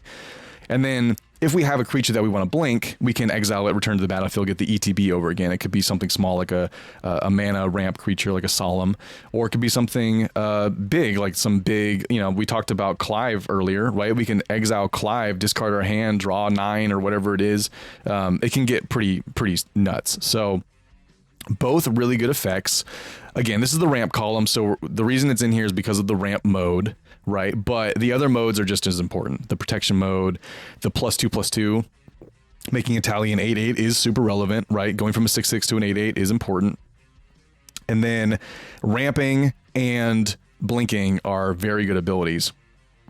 Now, remember, this effect says we have to do combat damage to get those modes. So we talked about the unblockability with protection. That actually helps us get through so we can trigger the second part of the spell. So it all works together. So this sword is incredible. I was super lucky to crack it in a pack. I didn't buy it online. I actually just ripped it open in a pack. I think it was a Modern Horizons 2 pack, and I've used it ever since. So highly, highly, highly recommend this card. Next up is a super sweet one that I've been playtesting recently, Dauntless Scrapbot. 3 mana, 3/1. When this creature enters, exile each other opponent's graveyard, not your own, each other opponent's. Then create a lander token. A lander token is like a clue, but you pay 2 mana, sacrifice it, go fetch a basic land, put it on the battlefield. So it's like a token rampant growth, right? Really, really good in colors that don't ramp very well. I love the lander token mechanic that came out of Edge of Eternities. I think it's super not talked about enough. It's one of the best mechanics they come up with in a long time because it allows decks in like Grixis colors, black, blue, red, to have the ability to rampant growth using tokens, right? So we talked about Graveyard Hate that I have built in the deck. This is one of my Graveyard Hate pieces. I have actually turned off people's combos with this card, and I was I wasn't purposely playing it as exile their graveyard. I was just playing it as a body that allows me to ramp, but I had this down. I had the sword attached to Etali, and then I would blink this every turn to continually exile their graveyard, make more lander tokens, ramp myself more, right? You can see how the value all starts to come together. So something small like an ETB that exiles graveyards, you think like that, that's fine. But against a deck like a graveyard deck, or a deck that wants to like reanimate all their enchantments or has a combo out of the graveyard, it's incredible. It's suffocating. It completely shuts those decks down. So very good card to help us ramp, but has built-in extra utility, which, as you can see, is a theme. It's a theme of my ramp, right? Ramp with utility attached. Okay. Walking Atlas. I built the deck, and I had some extra slots left over, and I had never played Walking Atlas outside of Omnath, 4-color Omnath. I have a 4-color Omnath landfall deck. If you go to my Mox Field, you can check out the deck list. I love that deck, but there are way better things I can be doing in that deck than Walking Atlas, right? I mean, it's in 4 colors, so I have access to all these other effects that give me extra land drops. So Walking Atlas was originally in that deck, didn't kind of make the cut, got cut, after a few iterations of building that deck. And I thought about it, and I was like, where these kind of cards would be good is in Grixis colors. Cards, again, colors that can't ramp very well. Because this will give you an extra land drop every turn as long as you have lands in hand. So if you're like me and you're a 39, 40 land believer, I've talked about this many times on my channel, having 39-ish, 40-ish lands, you will statistically have a land in your hand most of the time, right? You'll have your land draw for the turn, which you won't be missing, and maybe one other land, right?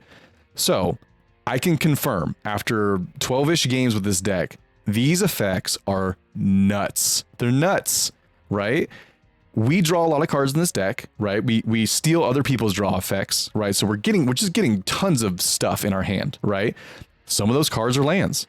And if you're in a deck that can only play one land drop a turn, I mean, those lands are essentially kind of dead cards, right? You play your land, you got like 2 other lands that are just burning holes in your hand. If you have one of these effects down, they are not burning holes in your hand because you wait till your opponent's end step and then you're like, all right, tap, I'm going to put a land into play, right? Now you just ramped a free land for free, like no cost, no mana was paid, right? The side benefit of these cards is that they're a 2-mana 1/1 blocker. I've found that little dorks like this that gum up the battlefield are super important in Commander.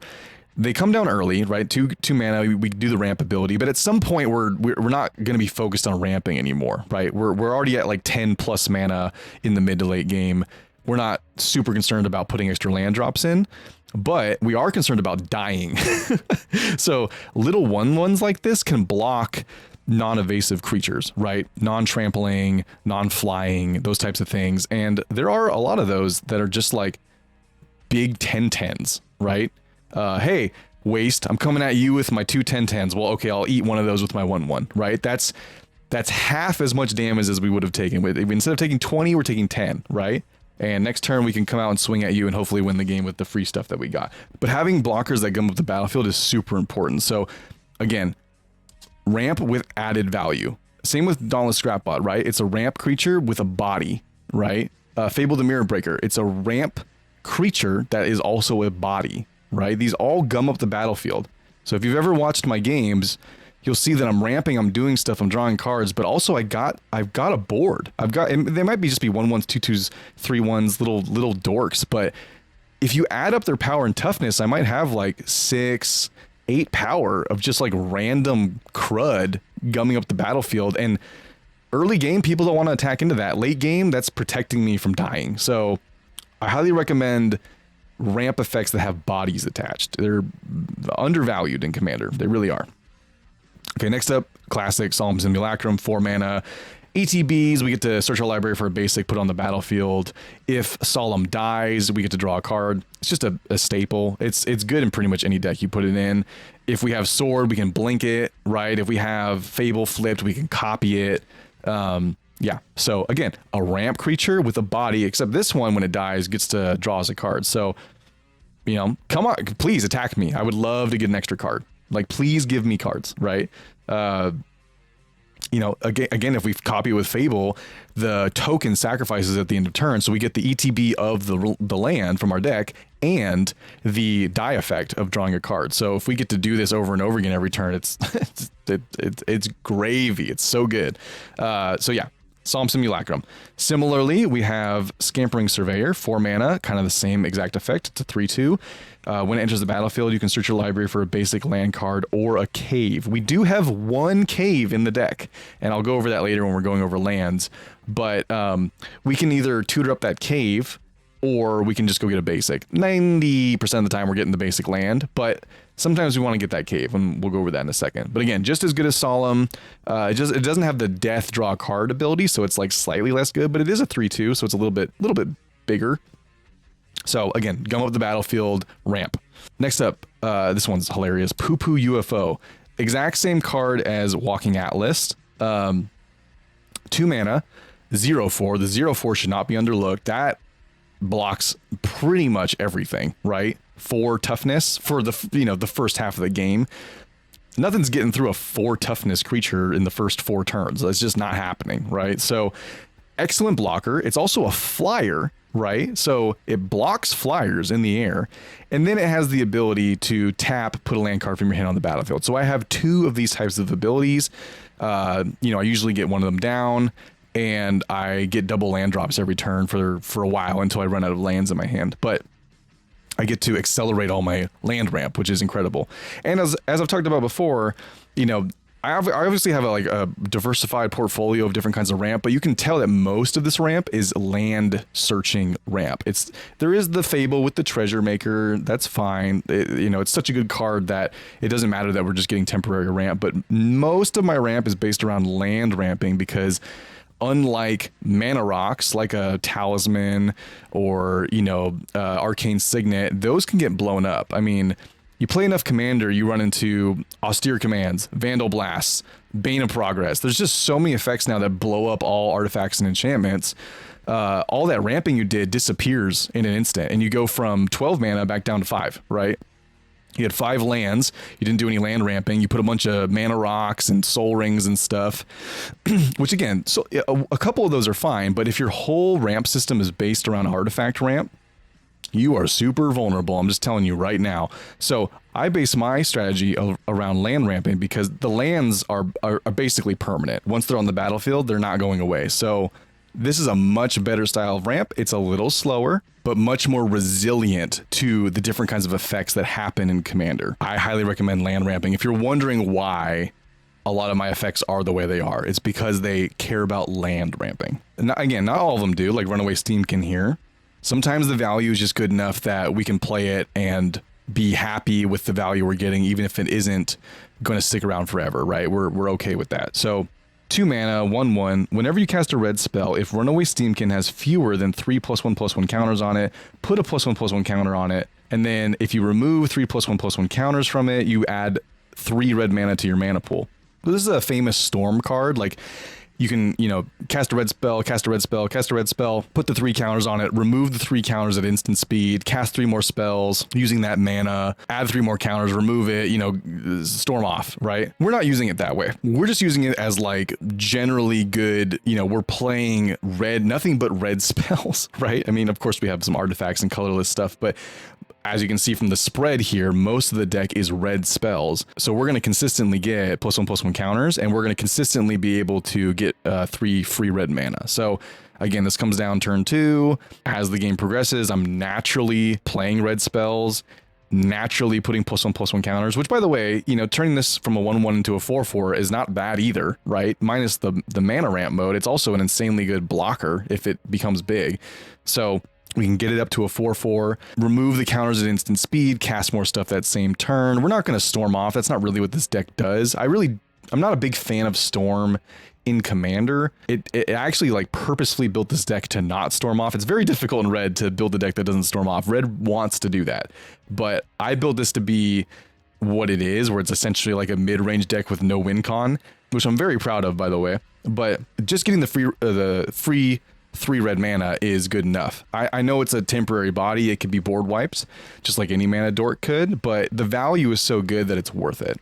And again, even if this doesn't give us what we need, it's still a 1/1 blocker, or it potentially could be bigger, right, for later in the game if we just need to survive someone's attack.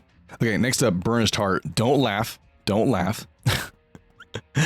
Red is limited on the amount of land ramping it can do, all right? And like I said, I'm a huge land ramp believer, but sometimes you just gotta bite the bullet and put things in there that are gonna do what you want them to, irregardless of how efficient they may be. There are probably better spells than Burnished Hart that I could put in. Maybe some of the cost reducers, like the rubies, Ruby Medallion. That's what I'm thinking of. The Medallion series, where it reduces all red spells by 1 generic mana. But that card's like $11, I ain't made of money. I'm just trying to play Commander, dog. So maybe that's an upgrade in the future, but honestly, I find Burnished Hart to be perfectly playable. It's the 3 mana 2/2, which is obviously below rate, but 3 mana instant speed ramp 2 lands is really good. And I haven't talked about this yet, but we have effects in the deck that care about mountains specifically entering the battlefield. So we have like Valakut, we have Koth's Ultimate. Those will deal damage to stuff if we play mountains. So having stuff that specifically fetches for lands, in this case it's basic lands, and getting those mountains on the battlefield is actually synergistic with some other stuff we're doing. So it doesn't come up often, but it's come up consistently that when I have a Valakut down, and I get down like a Burnished Hart, you know, and I ramp those 2 lands, I get to do 6 damage spread across 2 things. It's pretty good. Just saying, I ramped 2 lands and did 6 damage to, you know, stuff on the board. So, Burnished Hart, it's not the best ramp spell in the deck, but, you know, the floor of it is coming down, you know, late game when we don't really need it, and it's a blocker, right? I will say, though, that the ability to sack itself at instant speed shouldn't be overlooked. I know it's 3 mana, I know it's not, like, efficient, but hear me out. There are a lot of creatures that, you know, essentially have, like, combat damage triggers or whatever, right? You can negate those for a turn by blocking with the Burnished Heart. Then before combat damage is dealt, like lifelink is a good example. If you have like a 20/20 lifelinker coming at you and you don't want the other player to gain 20 life, you can assign it as a blocker, and then before combat damage is dealt, you can pay 3 mana and sack it. That removes the attacking creature from combat. They won't gain any life. They won't deal any damage to you. Now, if it has trample, of course, if it has flying, we can't block it anyway because it's not flying, or some other kind of evasion, then this doesn't work. But as long as it, like, Burnished Heart can be a legal blocker and it doesn't have trample or some effect like that, which again, those effects are not super common. They of course exist, but they're not super common. It's much more likely to have a big creature that doesn't have that kind of evasion. We can assign this as a blocker, sack it, get the 2 lands, remove that creature from combat. Right, so it shouldn't be overlooked that this has the ability to do that. It is a little secret mode built into the card. So I'm a Burnished Heart believer. Why don't you back off my boy, all right? Next up, Surveyor Scope. We are playing all the bounce lands in this deck. We're obviously playing a bunch of land ramp, but we are playing effects that will limit our lands, and we'll go over that next in the I guess I'll talk about it a little bit right now, but we are running Planetary Annihilation. I love this card. It was printed in a precon, which before they did the bracket upgrade meant it was a bracket 2 level card. I think now the definition has changed, but this it deals 6 damage to each creature, and then each player sacrifices down to 6 lands, which, yeah, that's a bummer for them, right? But Surveyor Scope, we have effects that were built around having limited lands. We have all the bounce lands that we can fit in the deck. We have Lotus Field in the deck, right? So we can sack 2 lands, have a land that's hexproof, tap for 3 mana. We are built around having less lands, like a mono white player would be. We're built in that same ideology where we have fewer lands. Those lands tap for more mana, so we're not down mana, but we are down land so that we can turn on effects like Surveyor Scope. Because if you turn this on, right, you get to ramp 3 lands. Insane. It's insane. Every time I've done this, it's absolutely insane. Furthermore, the lands come into play untapped. They don't even come into play tapped, right? So you don't have to like wait till someone's end step. You can do it in your turn. Or, I don't know if we have this in this deck, but if you have like a land that sacks to go fetch, right, like a fetch land, you can, you know, do things like sack the land with the trigger on the stack, sack the Surveyor Scope because you're down a land in that instance. You can do all these crazy things to like ramp yourself 3 extra land. It's crazy. It's such a good card. So, but you got to build around it. You can't just throw this in to any old deck. Definitely not a green deck. Why would you even need this in a green deck? Anyway, you have access to all the best ramp out there. But in a, again, in the colors that I play a lot, which are like the Grixis colors, the reds, the blacks, not so much the blues for me, but those colors, that spread, those colors that don't ramp very well. Green and white have very good ramp built into their colors, but the Grixis colors do not. Those colors they really benefit from playing the bounce land, limited land, Surveyor Scope strategy. So highly recommend this card. I have videos on it if you want to see the, you know, total breakdown of that strategy, but highly recommend. You just got to build around it. Of course, we have Sol Ring. I talked about before not running a ton of mana rocks, but Sol Ring is by far the best mana rock printed. It's accessible to anyone. It's like 50 cents to $1 all the time because they literally print it into oblivion, which is the way all cards should be. I'm talking to you, Wizards of the Coast. But it's a staple of Commander. It's like the face card of Commander. When you think of Commander, you think of Sol Ring, right? It's in every precon. So I go back and forth about whether I want this card in my deck because sometimes I feel like it's a little broken. Like turn 1, you get a Soul Ring down. It doesn't like feel that great, you know? It doesn't feel... It's like, it feels good from like a, man, I'm going to explode in these next couple turns. You know, I'm just going to like have so much stuff to do with all this mana.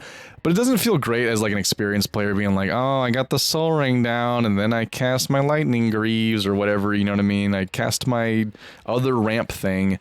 So I go back and forth about having in the deck because sometimes it feels bad, but I can't deny that it's really good. It's a, you know, I mean, hell, like I get this down.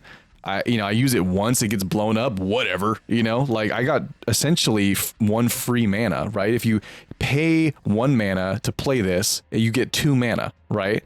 So you got 1 free mana. I mean, you're already up a mana, right? With no investment, like 1 mana to get 2 mana, easy. I'll take that every single time.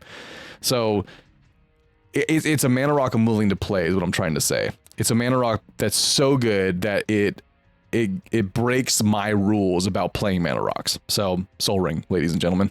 Next up, this one's sweet in monocolor decks. Extraplanar Lens, 3 mana, imprint. When Extraplanar Lens enters the battlefield, you may exile target land you control. Sounds weird, right? Why would I exile my own land? Whenever a land with the same name as the exile card is tapped for mana, its controller adds 1 mana of any type that land produced. This is a symmetrical effect, so this applies to everybody, right? But what I'm going to do is I'm going to pay 3 mana. One of those mana will probably be from a mountain, right? I will then, you know, if I can paint this picture for you, right? I have a mountain. I have, you know, 2 other lands. I tap those all to pay the cost, right? This comes down. I exile the mountain.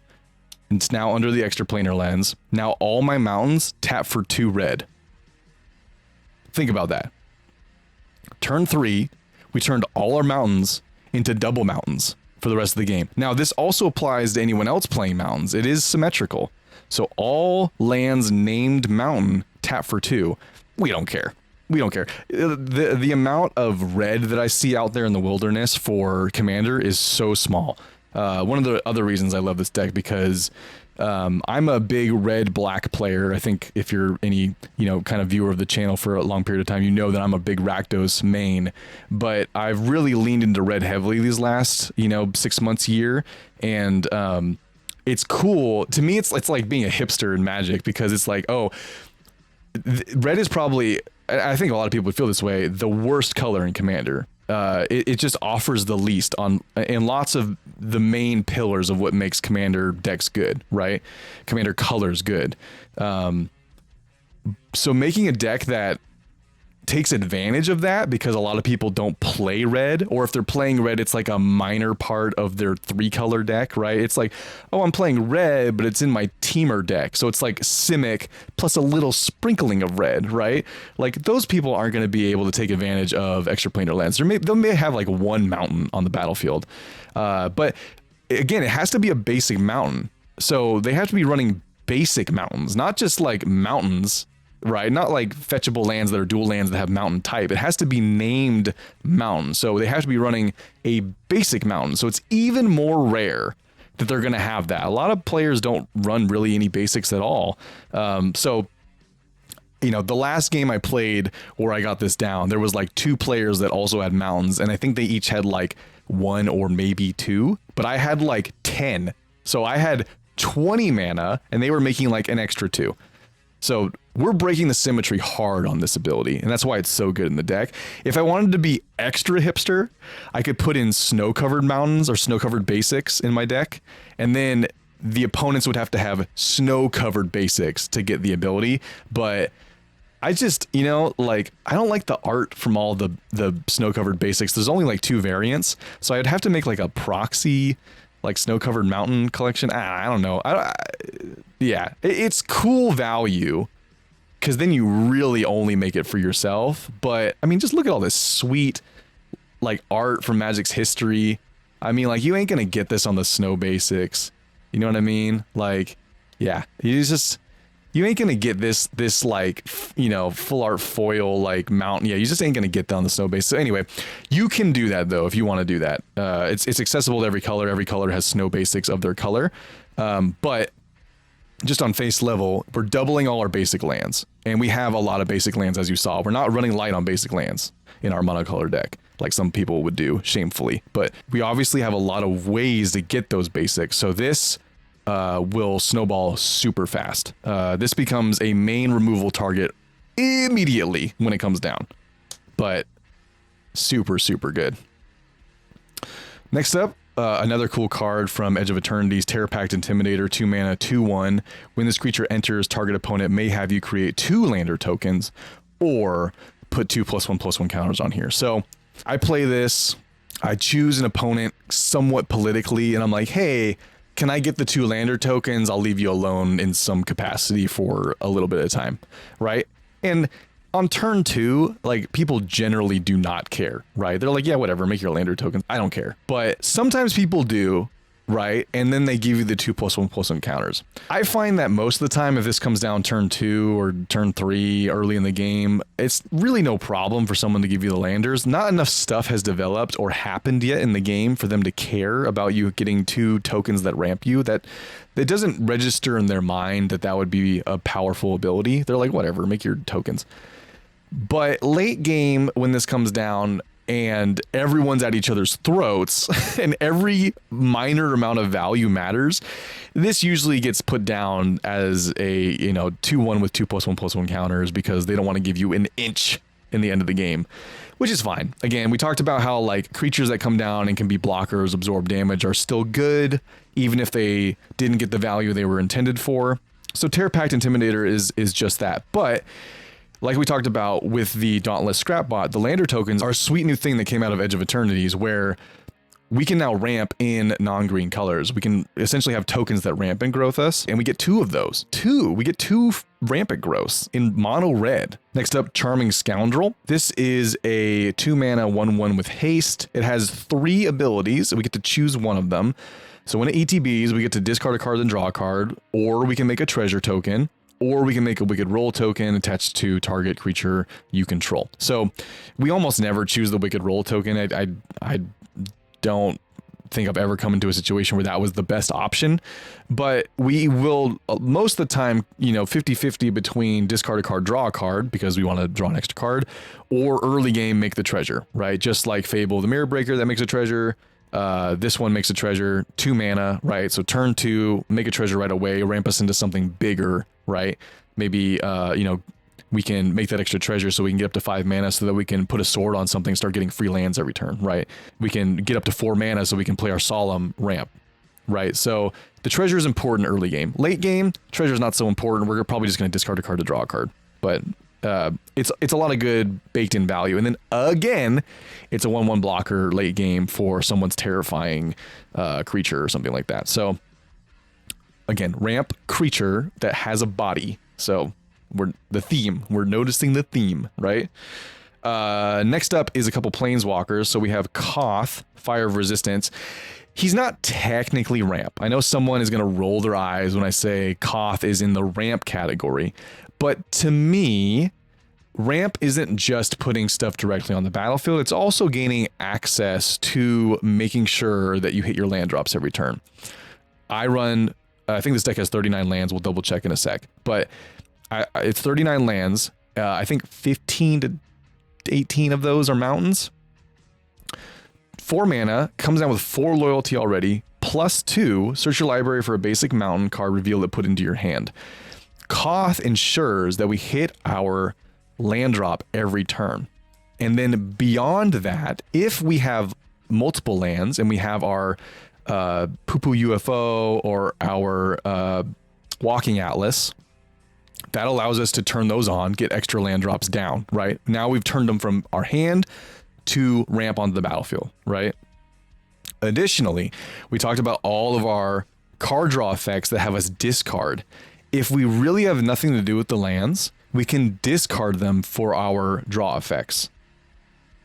So Koth helps enable all of those already baked in strategies to the deck. And usually one of those is online. By the time we get Koth down, we can usually activate one of those things. So you want to hit your land drops every turn in Commander, right? That's bar none. So he's going to ensure that we do that, right? And adding 2 loyalty to 4, that's good. A lot of planeswalkers only tick up 1, right? It's a +1 ability. But ticking up 2 is actually kind of a clock on the table, and I'll go over the ultimate in a second here. But the consistent land in our hand, to me, it's like half a ramp.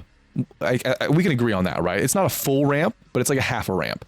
But it's also all the utility I just explained that is synergistic with the other built-in synergies of the deck. So he is very good in this deck. Also just one of my favorite planeswalkers. -3, Koth Fire of Resistance deals damage to target creature equal to the number of mountains you control. So, I told you before, we have effects that care about the number of mountains we have. That's why stuff like Burnished Hart is still good in the deck, because that's 2 more mountains, right? So, you know, let's say Koth comes down, we have 4 mountains. You know, turn 4, that can pretty much kill anything, right? The -3, if we really need to, we can just snipe something right away, right?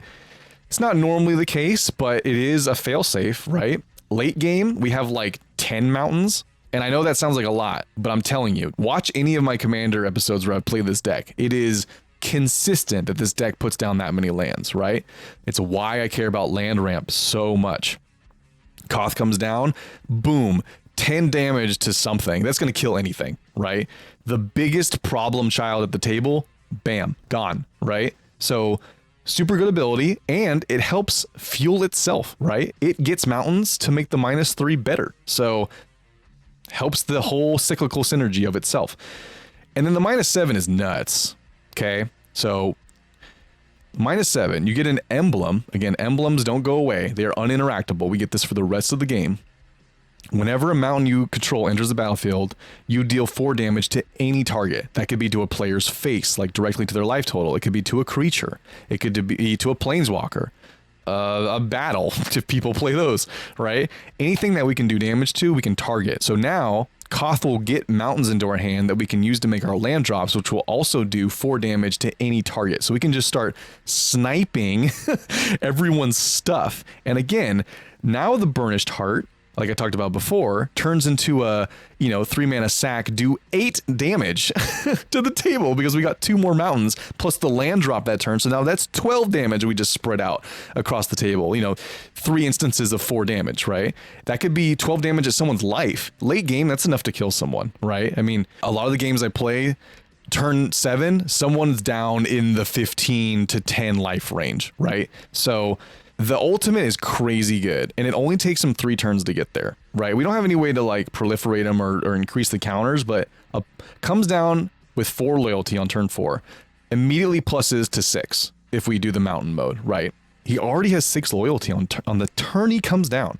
Then turn 2, we have all these blockers. Another reason why the mana dork blockers are important. We get to protect our planeswalker from attackers, right? We +2 again. Now he's up to 8, right? We got to defend him for 1 more turn and we get to ultimate, right? Just think about what board states look like on turn 4 and turn 5. Do you really think the table has enough resources to kill Koth? Sometimes the answer is yes. About 50% of the time, the answer is no. So turn 4 Koth is nuts. Turn 3 Koth is like guaranteed ultimate, right? If we ramp super hard and we get 4 mana by turn 3, Koth comes down, yeah. He's like, it ain't happening unless someone has like a direct like destroy target planeswalker ability or something like that. So all the modes are good.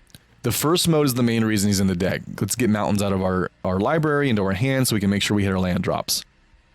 But as we talked about, all the other modes are synergistic with what the deck is already doing, and so he becomes even better because he fits right into the mold of the deck. Next up is Chandra, Dressed to Kill. 3 mana, 3 loyalty planeswalker. +1, add 1 red mana. Chandra, Dressed to Kill does 1 damage to up to 1 target player or planeswalker. It's a fine ability. Again, turn 3, we can plus her, deal 1 damage to someone or damage to a mana dork like a Lana War Elf or something, kill it, add red mana to our mana pool. So Chandra is consistent ramp, right? It's the temporary ramp. We put red mana into our mana pool, but we get to do it every turn as long as she survives. She has another +1, which is exile the top card of your library. If it's red, you may cast it this turn.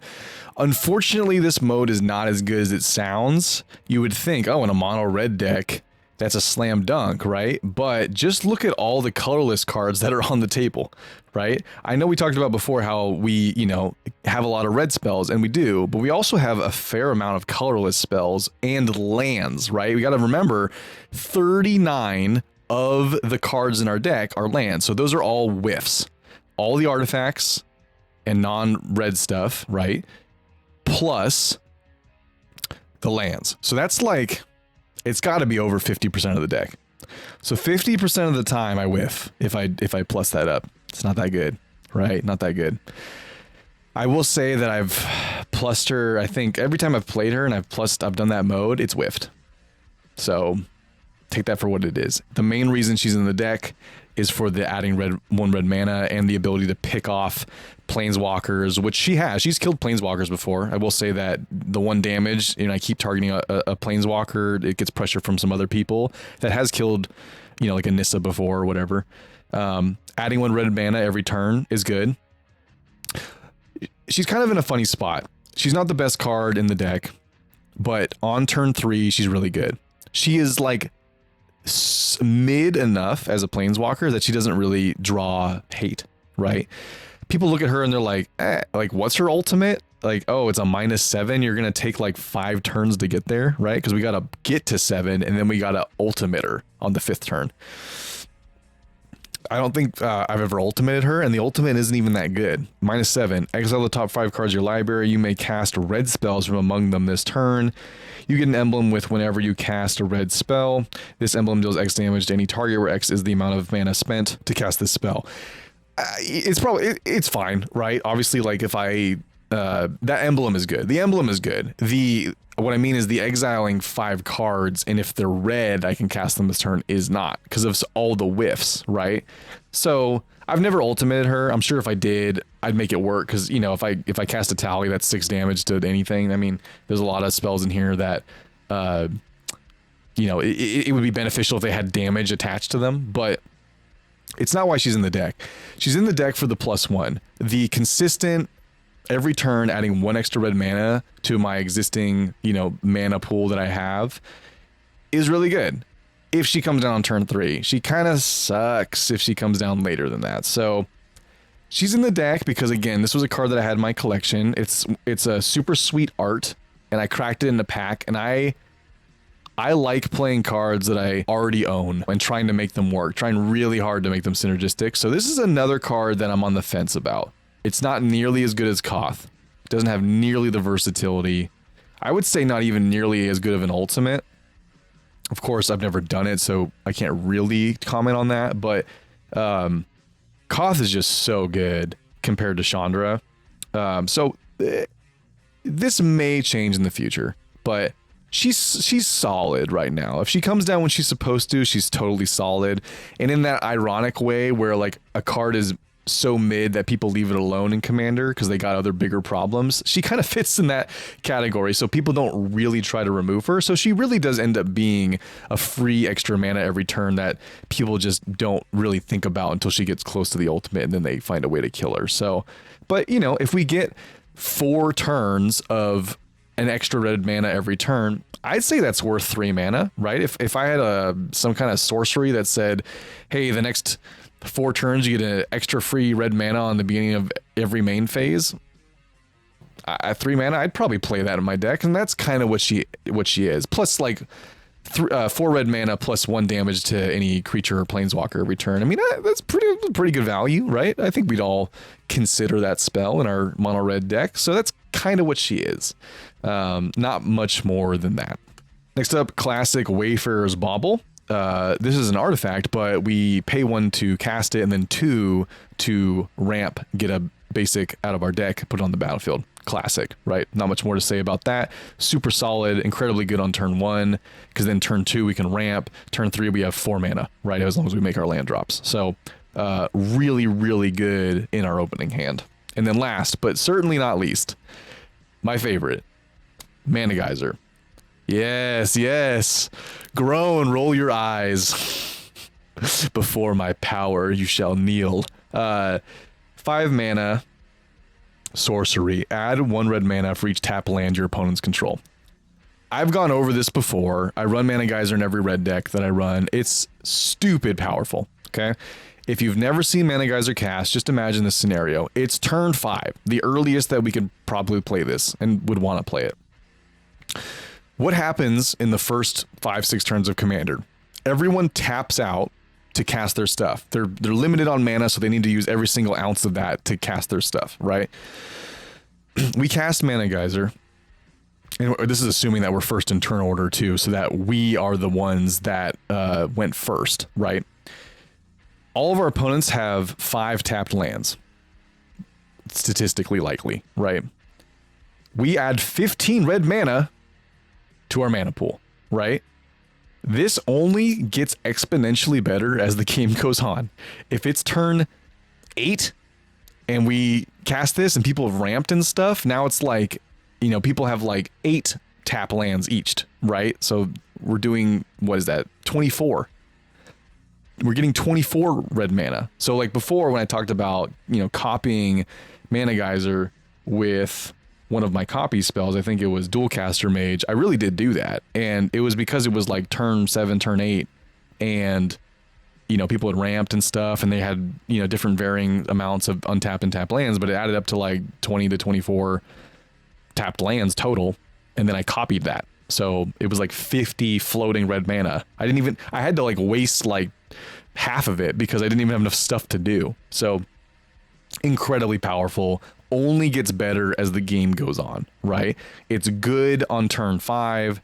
It's incredibly good late game to finish people off. So highly recommend for any red deck, any deck that can cover 2 red mana pips. I mean, it's a slam dunk, easy ramp spell. Now, it's not a ramp spell in the sense that these other ones are, where they're trying to like ramp us early game. Mana Geyser is a late game finishing type of ramp, and that's why I only have one of those styles in the deck. All this other stuff is come down early game, help us get the game going. Mana Geyser is to finish the game. That's why it's distinctly different from the rest of them, but it is really powerful. Highly recommend it. Okay, next up we got removal. Everyone's favorite category, am I right? We talked about Planetary Annihilation, so we'll go over that one first. 5 red mana. Each player chooses 6 lands they control, then sacrifices the rest. Planetary Annihilation deals 6 damage to each creature. So I usually rule 0 this card because in bracket 2 especially, but even bracket 3, people frown on land destruction, right? Now, I don't think this is on the same level as an Armageddon, where we're destroying all the lands, but people still don't like it when you touch their lands. We talked about before how land ramp is, in my opinion, the best, because essentially when the lands come down, they're untouchable. If all of a sudden you have an effect that breaks that rule, it's not a real rule. It's just like a unspoken, you know, agreement between commander players.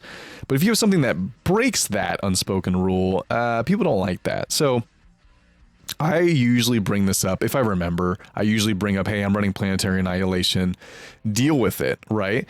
Because Wizards printed this in a precon. They put this in a precon. I got it from a precon. Meaning that they felt like this was precon level, this was a precon level spell, right? That's what it tells me. Hey, commander players, this is an okay spell to play in your precon. Cool, Wizards. I agree. So, but seriously, like, it's not that bad of an effect. What really happens is, let me put it this way. It's not that devastating of an effect as normal land destruction is. We're not blowing up all the lands. We're allowing players to pick their best 6 and they get to keep those. And then same with me, I have to keep my best 6 and then sack the rest. What it does is it gives red the ability to compete with ramp players. We talked about green being the most common color in Commander. It's definitely the most powerful because of the ability to ramp so heavily. So you cut those ramp players down to size. They have 12 lands out, you play this, now they're down to 6. Hey, welcome back to Earth, buddy.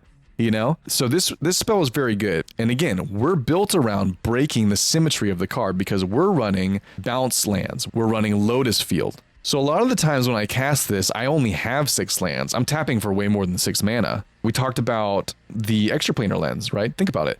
When this comes down, it exiles a land. That's a land that was part of our land count that is now exiled and is no longer part of our land count. It makes it so all of our mountains tap for 2, so it more than makes up for it.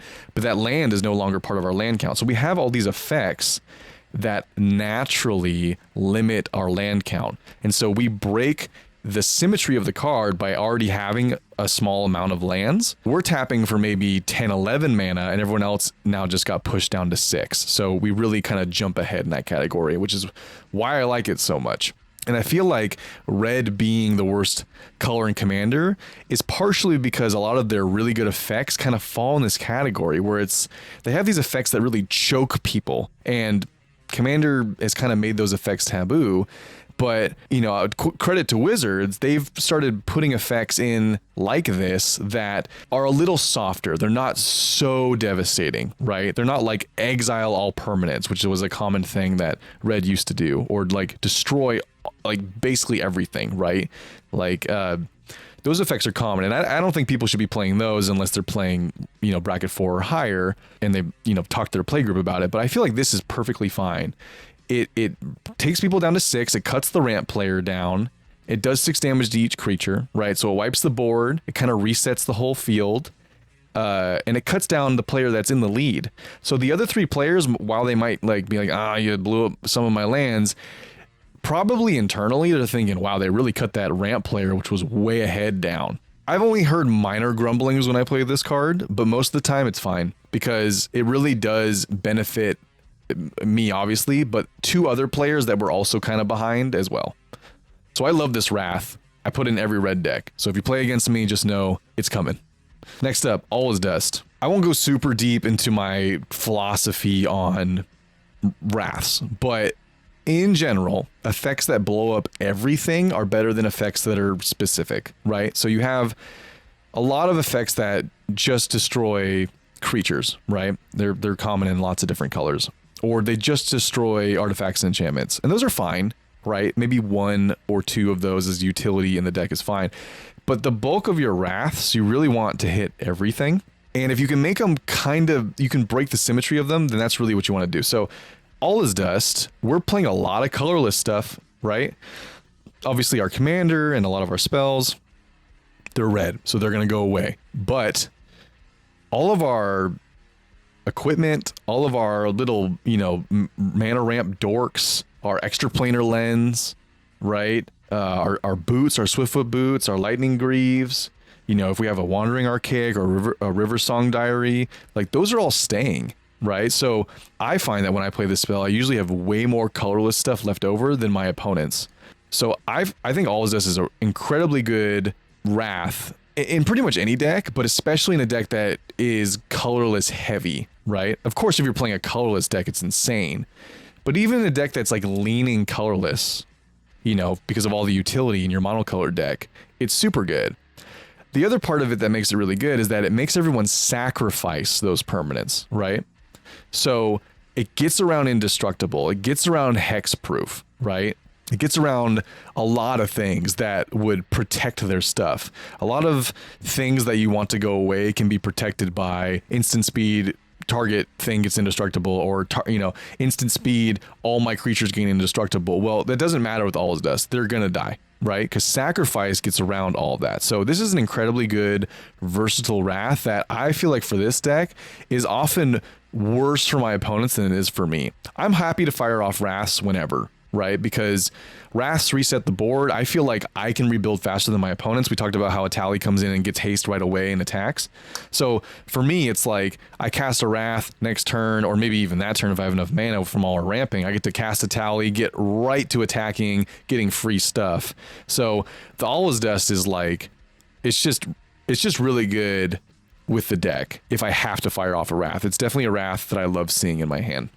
Similarly, a little different, but similar, is Selective Obliteration. I have literally seen no one play this card. I found this when perusing Scryfall, and I was like, why have I not seen this card? I guess I just, either players that play monocolored decks don't know about it, or I don't know, I've stumbled across a hidden gem. But 3 and 2 colorless, so you see the symbols there. That means the color of mana that you spend has to be colorless, which is no problem for us. We'll go over our lands later, but we have ways to make colorless mana.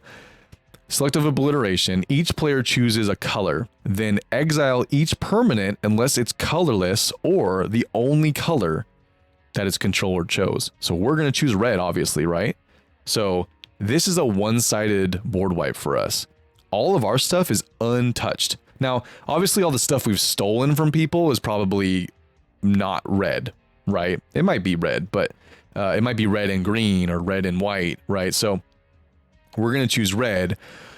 The way it's worded, it means that only mono-colored permanents of the chosen color can stick around, or colorless stuff, right? Everything else is exiled, right? Artifacts, enchantments, whatever, planeswalkers. If it's not just the color you chose, it's gone and it's exiled forever. So this is a super good board wipe. Maybe I'm not explaining it clearly enough, but just think about all your favorite cards. Are they monocolored? Probably not, right? Think about your commander. Is your commander monocolored? Probably not, right? It's 2-color, 3-color. So you can't just choose one color and save it. It has to be only that color. Same with all your other permanents. So a lot of the times this ends up being basically exile 90% of everyone else's board, except for like maybe some artifacts and stuff that don't really matter, and keeping everything we've done, right? So we can do this pre-combat and clear the way for an Etali attack. We could, clear the way for just annihilating people, right? We just all out attack and kill some people. We can do this when we're behind to way reset the board, right? And keep our stuff around. Super good spell. Super, super, super good Wrath in a monocolored deck. So I highly recommend if you're a monocolored player. Chaos Warp. Mono red staple, should be in every red deck really, but definitely in a mono red deck. 3 mana, the owner of target permanent, keyword there, permanent, shuffles it into their library, then reveals the top card of their library. If it's a permanent card, they put it on the battlefield. So this is a replacement effect. Target the most problematic thing on the board that is, gonna wipe you out or whatever. It's instant speed, so you can do it in response to it attacking. You can do it at someone's end step, and they shuffle that thing into their deck. Now, that might not seem good, but you're playing 100 card singleton. The likelihood of them finding that thing again is very, very slim, right? You shuffle that back in their deck, and then they flip the top card, and only if it's a permanent do they get to put it on the battlefield. Now, sometimes, yes, you do shuffle away something, and they flip something worse, right? Like, worse for you, better for them. I would say it's rare, though.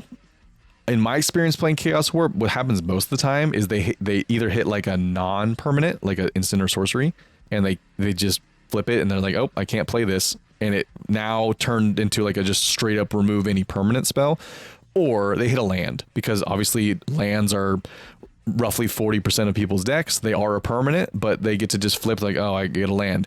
And what's cool about that is they're not happy that you shuffled their thing to their deck, but you go like, oh, look, I ramped you. Like now you're closer to like finding that thing again, or like playing some of your other stuff. Like you like soften it a little bit if they get a land off the top because you technically ramped them. I don't know if that works, but that's what I always do. So you gotta try to politic. But 3 mana, get rid of anything. That's what Chaos Warp is, right? Again, we talked about a lot of these effects, not Planetary Annihilation necessarily, but All is Dust hits everything. Selective Obliteration hits everything. Chaos Warp hits any one thing.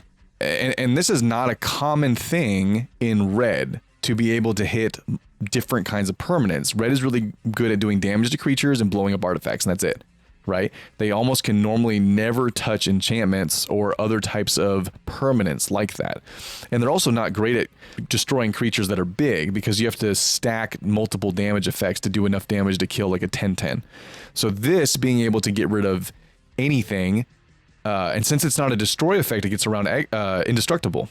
It shuffles the permanent back into the owner's library. And so if the permanent was indestructible, it's not destroying it, it's shuffling it back in. So it gets around those types of effects. It's super good. I highly recommend it in any deck running red, but especially a mono red deck. And then last but not least, Blasphemous Act. I think we all know this card. It is a 9 mana spell, but it's never cast for 9 mana. It's reduced by 1 for every creature on the battlefield. You're playing a 4-player game.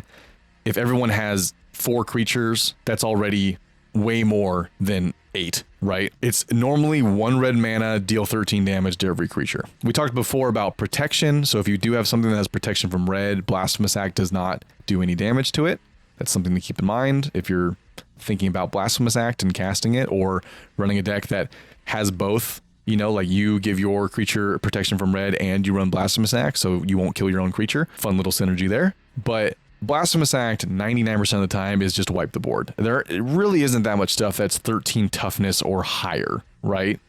Definitely not 14 toughness or higher. So pretty rare that Blasphemous Act doesn't kill everything. Again, it doesn't get around indestructible or anything like that, but it does pretty much do the job every time, and it's usually 1 red mana. So even if there's stuff left over, 99% of the board is gone. So super good card, mainly because of how cheap it is to cast. 1 red mana to wipe the board is insane. All right, last category. This is the utility category. So this is kind of like where everything else that is supportive to the deck but doesn't have a real like main category kind of falls. So first up, we have Wild Magic Sorcerer. 4 red mana, 4/3.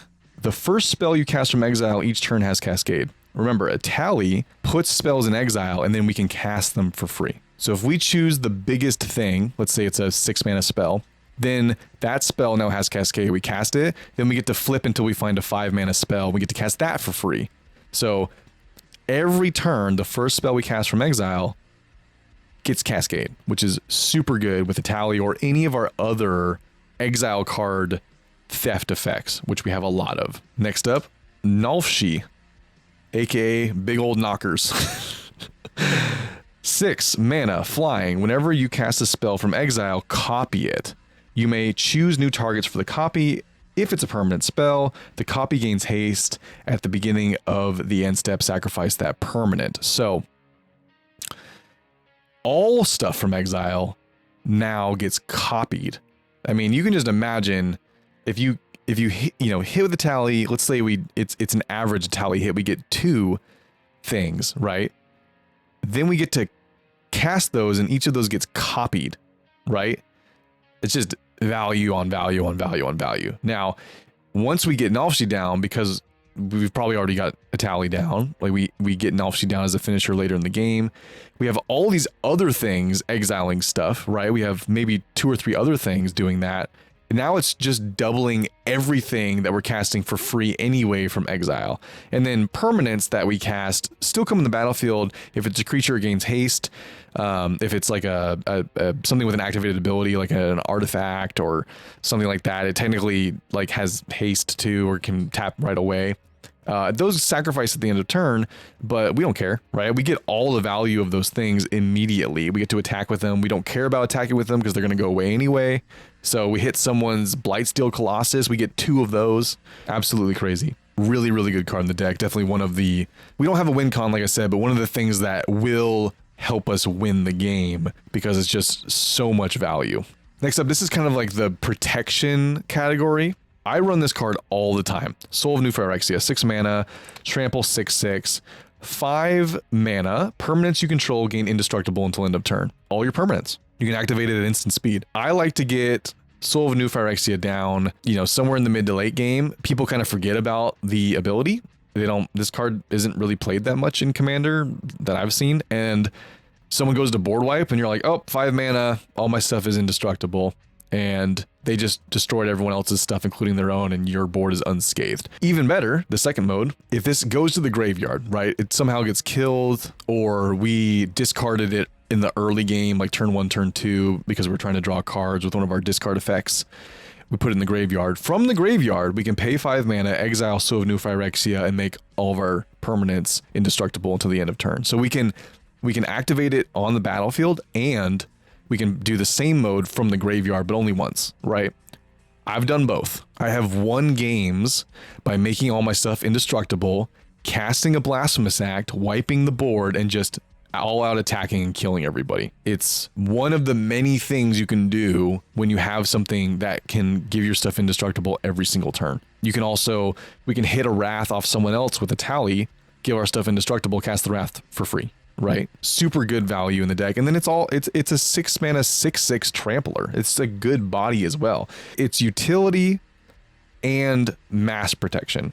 And then if it ever gets removed or ends up in the graveyard, we still have one more chance to activate it again. So it's an effect that people do not want you to have, but it's really hard to get rid of, because if they blow it up, it ends up in the graveyard, and then you have one more opportunity to do it again, which you can do in response to someone else trying to win or when you're trying to win, like I explained before. Next up is Strionic Resonator. 2 mana, we can pay 2 mana, tap it, copy target triggered ability you control. You may choose new targets for the copy. So this is strictly here for Etali, although we can use it for other stuff that's triggered, just like Plarg and stuff. So triggered abilities are like abilities that say whenever X happens, do Y, right? So whenever Etali attacks, we're gonna do the ability. So we can copy that. Now we have 2 Etali abilities on the stack for 2 mana. Insane. Super good. I talked before about how we have ways to copy Etali's ability. This is one of those ways. Next up, Seize the Day. Funny little backstory. I was at a local swap meet, and there was a guy with magic cards, and I didn't even have a chance to go through all of them because we were in a rush, but I just super fast thumbed through the first box he had, and this card was in there. I think it's like a $15+ card, maybe more now, but it's insane. It's insane. It's one of the best extra combat spells ever printed. So 4 mana, untap target creature. After this phase, there's an additional combat phase followed by an additional main phase. Okay, cool. Extra combat, sweet. Etali triggers twice, right? Well, guess what? It also has flashback, where we can do it again for 3 mana. So we can, in the same turn, do an extra combat, right? Get the ability. This goes to the graveyard. Then we can do it again. In the same turn, we can get 3 combats out of Etali and up to 12 free spells. Insane, right? So definitely one of the best finishers in the deck, right? Not necessarily ways to win, but I mean, you get up to 12 free spells. I mean, you're in the zone of winning the game, right? Next up, this is another protection piece, Kazul, Tyrant of the Cliffs, another favorite of mine. It is 5 mana, 5/4. Whenever a creature an opponent controls attacks, if you're the defending player, put a 3/3 red ogre creature token onto the battlefield unless that creature's controller pays 3 mana. So this is sort of like the red Rhystic Study, right? If you think about it. Rhystic Study makes you pay the 1 whenever you cast a spell. Otherwise, the controller draws a card. Well, whenever you attack me with your creatures, for each of those creatures, unless you pay 3 mana, I make a 3/3. So essentially, Kazul makes a giant wall that is very hard to get through. Very hard. I mean, people don't like paying the 1 for Rhystic Study. You can imagine they never pay the 3 for Kazul. And a lot of people forget that this ability's on the field. So they'll go, oh yeah, like, you know, Waste has got a bunch of stuff going on. I'm going to attack him with my 6 things. And I'm like, all right, are you going to pay the 3 for each one of those? They're like, what are you talking about? I'm like, oh, well, Kazul, you just attacked me with 6 things. I'm going to make 6 3/3s. And they're like, no, I don't have the mana. I'm like, cool. Well, with those 3/3s, because that's an attack trigger, it happens before blockers, I'm just going to block all your stuff and either kill it or kill the biggest thing on the way out and then block the other stuff with the other stuff I had, right? It basically is like a red fog, right? Until you get rid of Kazul, you can't get through him, unless you have flyers, of course. But the flyers are still attackers, so they still give me 3/3s. So I might not be able to block your flyers, but on the backswing, when you have no blockers left over, I'm going to hit you with a bunch of 3/3s. So super good card, super underrated. I almost made a deck where this was the commander, but I ended up with Etali. But this is a super, super fun card in red decks. Next up, Speculator's Showdown. So 2 mana with an overload cost of 7. So the original effect is put a double strike counter on target creature, then goad each creature that had a double strike counter, put it on this way. So we can give Etali double strike, which doesn't trigger his ability twice because he has to go to combat twice to trigger it. Like he has to initiate attacking. But double strike on a 6/6, you know, especially one that we can pump up, is really good. Like I said before, I've won the game with double strike on Etali. You know, double strike commander damage is powerful. But we can also put the double strike counter on another creature. Let's say someone plops down their big annihilating Eldrazi. We don't want to get hit with that. Okay, well guess what? That's got double strike now and it's goaded. So it has to attack next turn and it can't attack us. So that thing is going to go somewhere else. It's going to tap. It won't be a problem for us for at least one turn. The crazy part about this card is the overload.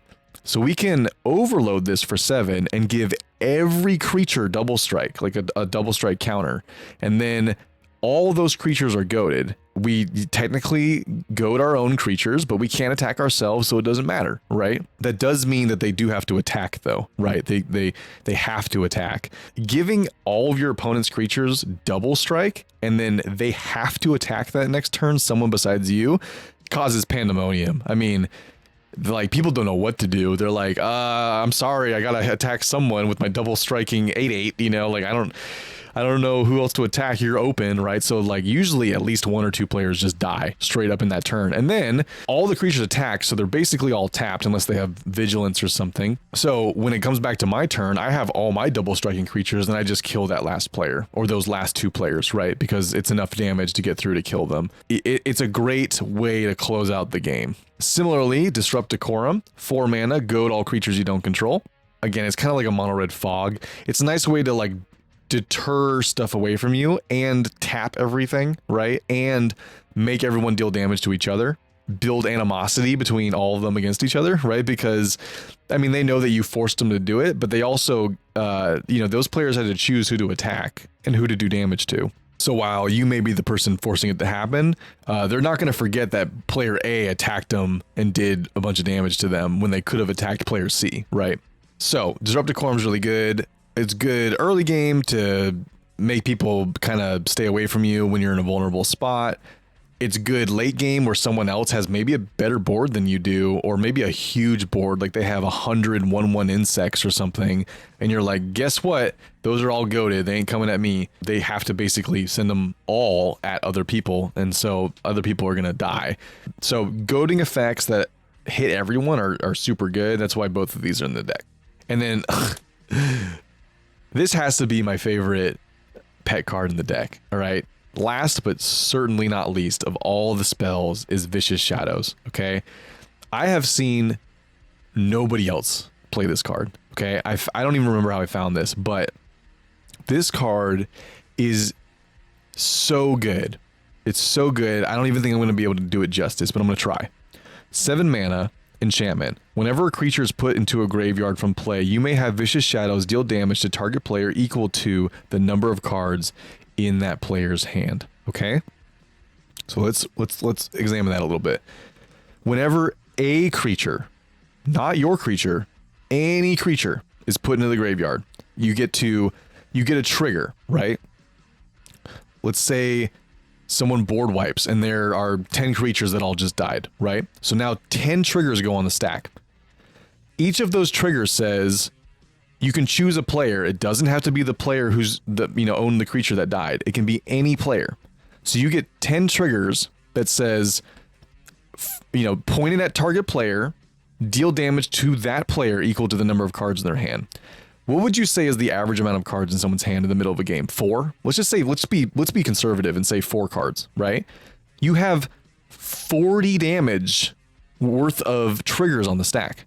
Now, of course, you can target different people, and that's usually what ends up happening. But if there's someone in the lead, right, and someone board wipes, you can just kill them straight up. Or what it does too is it puts people in a bind, because what I like to do is I like to play this. I have a board of tons of creatures, right? We talked about all of our little dorks and stuff, Etali, all the creatures we're going to be stealing from people. And people want to board wipe us, right? I plop down Vicious Shadows and I tell the table, hey, if you board wipe, this is what's going to happen. So now they don't feel like they can board wipe, but they still got to deal with the board state, right? So this puts people between a rock and a hard place because they got to get rid of your stuff. But if they get rid of your stuff, they're going to die. And you know me, if someone board wipes straight into this, they're the player that's dying. I'll make that perfectly clear. Like, hey, like if you board wipe and you wipe the board, you're dead, Like I'm going to send all these triggers at you until you're dead, and then I'm going to spread the rest of the triggers out. But it makes people not want to wipe the board. So any deck that has a lot of creatures, any deck that, like mono red, right, doesn't have a lot of ways to interact, doesn't have a lot of ways to give all of their permanents indestructible, doesn't have counter spells, doesn't have Teferi's protections to phase out of the game. Doesn't have any of those tools, right? We're in mono red. We're at a loss, right? Vicious Shadows. Vicious Shadows is your friend. You want to make a big board with your mono red deck, right? You want to have a lot of creatures. In our deck, we want to steal everyone else's creatures, right? So we're going to have 10, 12 creatures of our own, right? And then the other players are going to have their own creatures, right? So, you know, I give the example of 10 triggers, but in reality, in a commander game, especially late game, there might be 20 triggers if they wipe the board, or 30 triggers, right? Or if you're playing against a token deck, 100 triggers, right? So they have to get rid of this before they can wipe the board. So you've put one layer of security between your board state and the Wrath. That buys you time to do whatever, or straight up wins you the game when someone wraths and you have a ton of triggers on the stack. I've even killed people before that only had one card in hand because I had so many triggers, right? I was like, okay, well, I'm going to kill this player. Now they're dead. I still have like 15 triggers left over.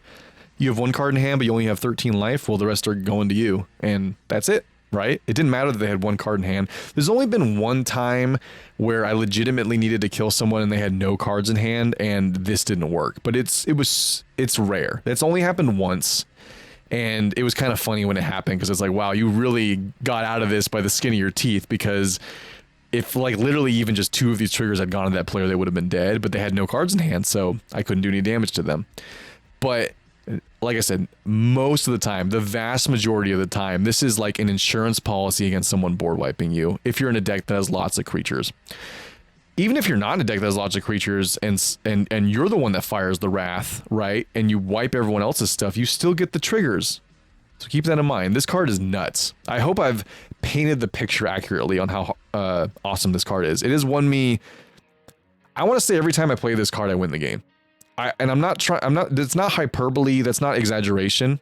I feel like every time I've played this card, if it sticks on the battlefield, it wins me the game. So take that for what it is, right? It's a super powerful effect that not a lot of people know about. I love this card a lot. Okay, last section is the lands. I'll try to go through this quickly because I know it's not everyone's favorite category, but if you've watched this far into the video, A, make sure you subscribe because you're awesome for watching this far. But 2, I feel like you're actually interested in why I put certain lands in here. So let me go through it quickly, but not skip over important stuff for you, okay? So the first section is all of the, what I'm going to call the MDFC section. So we'll just talk about them super briefly. Valakut Awakening. Well, let me say first, MDFCs are super good. I've talked about this at length in all my videos, but you should be running like 33-ish lands and like 7 MDFCs, right? Because MDFCs are lands and spells. So they give your mana base value because they're a land when you need them to be a land, and they're a spell when you need them to be a spell. Early game, they're a land. Late game, they're a spell. So MDFCs are your friend. Make sure you're running a healthy amount. Not like, you know, 10, 20 MDFCs, that's way too many. But have like 20% of your mana base MDFCs-ish, right? Depending on the colors you're in. So these are the ones that I chose. I didn't run every red MDFC. That's not what I'm saying. I picked the ones that are the best value for your deck. Valakut Awakening, super good. Another one of those discard as many cards as you want, draw that many +1 type effects. So it can either be a land early in the game, or it can be a chuck our hand, get some extra value, right? Always a good effect. Pinnacle Monk, it's a way for us to get an instant or sorcery back from our graveyard if we play it as a 5-mana 2/2, and also has prowess, so it's, you know, it can grow if we want it to grow. But it's essentially just like, hey, we have a Wrath in our graveyard. I would say this is most of the time. This is what we use it for. Oh man, we already fired off our Wrath. We need another Wrath. We don't have one in our hand. Hey, let's Pinnacle Monk. Let's go get our All Is Does back from our graveyard, cast another Wrath, reset the board, right? Pinnacle Monk, super good. Song Mad Treachery, this is more thematic to the deck. Again, we're mono red Parasite. We're trying to use other people's resources to win the game. So this is a 5-mana Act of Treason style effect. We steal the creature for the turn, we untap it, it gets haste, we can attack someone with it. Not the best rate. Usually those effects are 3 mana. This is 5 mana, but on an MDFC, it's acceptable value because, again, this can be a land early in the game if we need it to be, or late game when we don't care about it being 5 mana because we already have a ton of mana on the board. we can cast this, seal the best creature, right? And kill someone with it. Kill the player that owns the creature with it, right? Hey, you're, 25 flying trampling sin, right? We can steal that and kill you with it, right? So it is good value. I like it a lot, but again, it's thematic to this deck. So I'm not going to say it's the best card in every deck or it's the right MDFC for you, but in this deck, it's super good. Sundering Eruption, 3 mana, blow up a land. Its controller searches for a basic land to replace the land you blew up. Bracket 3 has the ability to have Glacial Chasms, Maze of Iths, other non-basic lands that are problematic for our deck. So having an ability that lets us blow that up is super good. They're not super common, but I run a lot of those effects, so I know other people have the ability to run those effects, so I have to have an answer for that. And might as well have the answer be an MDFC, because it's not really something that we want as part of our main strategy. It's going to kind of like put a kink in our synergy, but on an MDFC, it's perfect, because if we need it to be a land, it can be a land. If it's something that we need to do later on, we can, right? Most of the time we're playing this as a land, but every once in a while, there's a land that we absolutely got to get rid of. Field of the Dead is another good example, right? Army in a can. Boom, get rid of that thing. And then last, this isn't technically an MDFC by definition, but to me, the way it works is like an MDFC. So the face card is 6 mana for a 6/4 trampling creature with whenever all fun attacks, another target creature you control gets +2/+0 and gains trample. Obviously good with Etali, right? And then we can mountain cycle it for 1, which means we can pay 1 mana, discard it, search our library for a mountain, put it into our hand, right? And that's essentially the way MDFCs work, right? The MDFCs that enter tapped as tapped lands, you got to think that's like a loss of 1 mana for that turn, right? You could have played an untapped land and had that mana that turn, but since you played it tapped, it's a loss of a mana. This works the same way.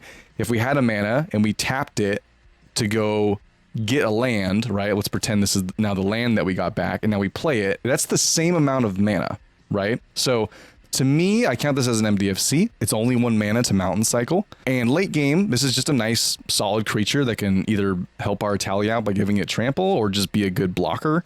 So it's good value. Again, that's what MDFCs are. The ability to like get a land down or have some solid value stapled on the back end. Okay.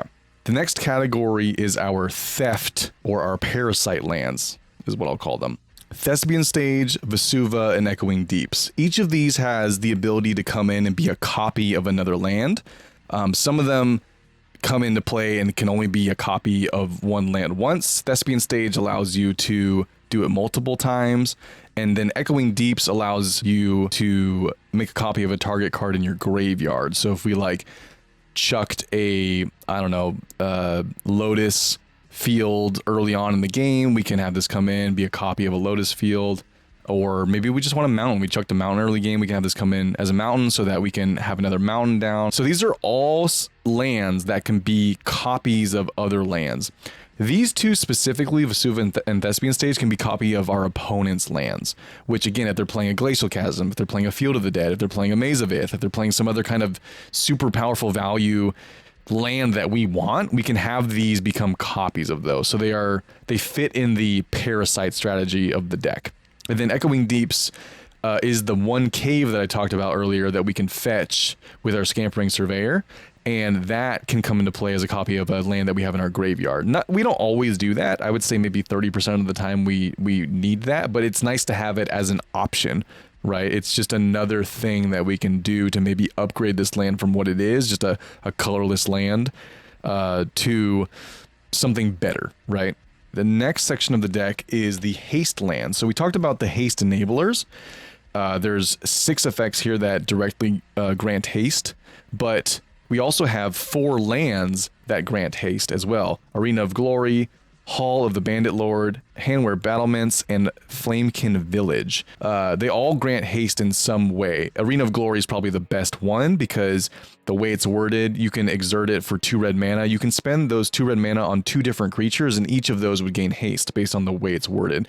Hall of the Bandit Lord would probably be the second best one because it works fairly the same way, where You spend mana on a creature. You do have to pay 3 life, which is kind of a big downside, but that mana grants the creature haste. And then these other 2 are not as good, but they are, you know, once we have enough mana, fairly consistent. But essentially, because you have to pay a red mana and tap the land, it's basically we need to have 8 mana to cast Etali and pay for these costs to give Etali haste. So these require a little bit more ramping. These ones can be activated right away when we have 6 mana with Etali. So different levels of good, but they're all very good once we have enough mana. They give our deck repeated haste enablement that isn't attached to a permanent that can get destroyed. Next up we have, we'll just say this is our like ramp section, kind of our ramp land section. We talked about the bounce lands, so we have Arid Archway and Guildless Commons, right? These are lands that come into play. They force you to return another land to your hand, but they then tap for 2 mana. So this keeps our land count low, right? So we can turn on our Surveyor Scopes and other effects that care about low land count. It works well with our Planetary Annihilation because it keeps our land count low. Same with Lotus Field. Hexproof enters the battlefield tapped. When it enters, we have to sacrifice 2 other lands, so that makes our land count go down 2, but this taps for 3 mana of any one color. So we can tap this for 3 mana. It has hexproof, so it really can't be interacted with.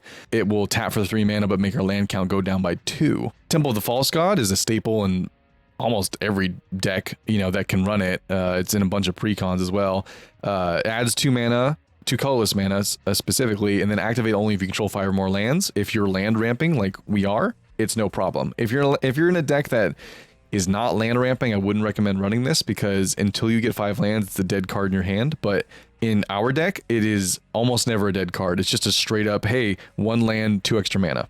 I think we all know Nykthos. We can add a colorless, but more importantly, we can pay 2, choose a color, and then we add mana to our mana pool equal to our devotion to that color. So just like Clive cared about devotion, right? If we have, you know, I think in the example I said we had 6 devotion plus Etali was 8 devotion. Nykthos, tap for 2, add 6 red mana to our mana pool, or with, you know, Etali down or other stuff, add 8 or more red mana to our mana pool. Super good in a monocolor deck, absolute staple of monocolor decks. And then this is the sort of like level of ramping that I go to. We talked about all the effects that want us to discard in this deck. Drownyard Temple is one of them, right? We want to early game discard this card. It has this ability where we pay 3 mana, we can return it from our graveyard to the battlefield tapped. So we discard this, and then later on in the game, we pay 3 mana to bring it back. We ramp ourselves a land out of the graveyard. And this may only seem like a small incremental value that wouldn't even be worth it, but since this deck wants to discard stuff, we want to have things that we want to discard, and we're running a lot of lands, so sometimes we're going to want to chuck a land in the bin. Why not have one that comes back from the graveyard and ramps us? Next up, we have Dwarven Mine. Comes into play, gives us a 1/1 if we control 3 other mountains. Again, small incremental value, gives us a 1/1. The 1/1 can be a blocker. We've already talked about how little guys in the way can help block creatures later on in the game. So this is essentially a free 1/1 attached to a land. Next up, Labyrinth of Scophos. Taps for colorless. We can pay 4, remove target attacking or blocking creature from combat. So we can stop a big creature from attacking us, or we can remove a blocker from combat, or we can remove a blocker from combat that's trying to block Etali. Super good utility in the deck. Next up, we have Junktown. This is a colorless land, but we can pay 5 mana to sacrifice Junktown and create 3 Junk tokens. These are tokens that we can tap to sacrifice to exile the top card of our library. We can play at that turn. So we can play lands, we can cast spells. Most of the time when I activate this, I make the 3 junk tokens and I activate them all at once. So I get the top 3 cards of my library, they're all exiled. I'm digging for something, right? If I'm at the point where I'm paying 5 mana to sacrifice this and make the junk tokens, I'm digging for something. So 99% of the time when I do that, I just, you know, sack all the junk tokens, search for something, pick the best thing, or all the things, cast those. It's really good value in a pinch. Valakut, the Molten Pinnacle. Take a look at this old foiling. It is so gorgeous on this land. Look at that. Beautiful. So Valakut. Essentially, once we have 5 or more mountains, each mountain we control comes into play and deals 3 damage to any target. Similar to Koth's Ultimate. except it's 3 damage instead of 4 damage, but it's the same thing. Mountain comes into play, we deal 3 damage to any target. So now all our mountains are lightning bolts. Again, based on a deck that has a ton of mountains like we do, incredible value in the deck. Next up we have Rogue's Passage. We can pay 4 mana to make target creature unblockable. We can do that to, obviously, Etali, which is really good, but we can also do that to someone else's creature. It's actually pretty funny if someone has like a lethal attack or like a super big creature and they go to combat, they attack someone besides us, and we're like, actually, we're going to make your creature unblockable so that other player dies. We have the ability to do that with this land, but it's mainly in here to make Etali get through so we can attack with him without worrying about him dying. And then last of the utility lands is Scavenger Grounds, which is just another way to exile graveyards. Pay 2 mana, sacrifice it, exile all graveyards. So Scavenger Grounds plus Dauntless Scrapbot are my 2 graveyard hate pieces in this deck. I find that that's usually enough. Obviously against a dedicated graveyard deck it might not be, but hopefully the other players are playing 1 or 2 pieces as well. If they're responsible players, they should be. But these are the 2 that I picked for this deck. They're just really good. They have additional value beyond being graveyard hate alone. Like, there are some enchantments like Rest in Peace that are just graveyard hate and that's all they do. Those are really narrow in Commander. Those are more 60 card sideboard piece. But in Commander, you kind of want your graveyard hate to have other value, and so this is a land that can also exile graveyards. So in a game where I don't need to do that, it's just a untapped colorless land. In a game where I do need to do that, I can activate it. I can activate it instant speed as well. The Dauntless Scrapbot, like we talked about before, can come into play. It exiles our opponent's graveyard, so we don't have to worry about exiling our own, but it can get rid of problems that way, and maybe we can copy it or blink it to get the ETB again. Between those 2, I find that I can cover the problematic graveyard player most of the time. And then the last 15 lands are all of our mountains. So we are running 15 basic mountains in the deck. This is one of my favorite land arts of all time. This John Avon mountain is just so good. It's so good. Specifically the 8th edition, which I have in my other deck. I forget what sit symbol that is, but old border John Avon art. Doesn't get that much better than that in Magic. But these are all the mountains we're running. As you can see, there's 15 of them. So we have plenty of mountains to pick from all of our, basic ramp, all of our Koth triggers, all the things that care about mountains. We're running plenty of them. I've seen monocolor decks be really light on basic lands before. Unless you have a real specific reason to do that, I don't recommend it. If you're in a mono blue deck, there are a lot of Islands Matters cards. If you're in a black deck, there's lots of like black ramp that cares about swamps. I know in white and in green, there's similar effects. So in general, if you're in a monocolor deck, it's good to run a good amount of basics, even though you can run a lot more utility lands like we are than a normal deck because you don't have to worry about color fixing. It still is a good idea to run a solid amount of basics. Don't like go down to 5 basic mountains and run all utility lands. That's going to really mess up your mana base. Also notice that a lot of our utility lands also tap for red. They're not exclusively colorless utility lands like, Dwarven Mine taps for red, right? Lotus Field can make red mana. So those are things to consider. You want to make sure you have a good amount of basics, make sure you have synergies for those basics. If not, then maybe it doesn't matter, but a lot of monocolor decks have big benefits off running, the basics in those colors. And make sure you have enough colored mana to actually cast your spells. You want at least half your mana base to make colored mana, at least, ideally more, but at least half. The other half can be utility lands if you're in a monocolor deck. That's totally fine. So that is mono red Parasite. I have to say that this is one of my favorite decks I've ever built for a lot of different reasons, and we've kind of talked about them, but I spent the better part of a year putting this together on paper before I actually bought the cards. I really wanted to make a mono red deck that wasn't your average burn deck, wasn't a storm deck, wasn't, just put stuff on the ground, extra combats, attack people deck. Like, that's kind of what red is known for. But I wanted to do something non-traditional in red colors, but still have it be very competitive. And I feel like I finally, cracked my own code on that. I figured out a cool strategy that red does well, which is theft, something that is, often overlooked as an ability of red, but it is an ability of red to steal things. And I made an entire deck around it. And not only that, but I have a pretty good win rate with this deck so far. Not that win rate is everything, but it does mean to me that I did a good job building it. Like the things that I planned for the deck, like the ramp package, the card advantage package, the haste package, like all those things meld well together to make one cohesive deck. It's not just like a bunch of individual parts that don't synergize. It really does synergize well together. I think if I didn't mention this before, I've played this deck about 12 times, and I feel like I've won almost every single game I've played with this deck. And it's been, against other players who are playing very good decks. It's not just in bracket 2 where it sort of is, better than all the other bracket 2 decks I've come up against. I've played bracket 3 games with this deck, and it has done very well all those times. So like I said, I really like this deck because I spent a lot of time planning it out. I found a strategy that I really like that I think is incredibly unique in a color that's not very well represented in Commander. And I've made it super competitive in a way that's very fun, because ultimately this deck has no way to win on its own beyond maybe just smashing in with big creatures, eventually over time. I really need the cards from my opponents to come up with some kind of win con. I have to like mid-game piece something together in order to win.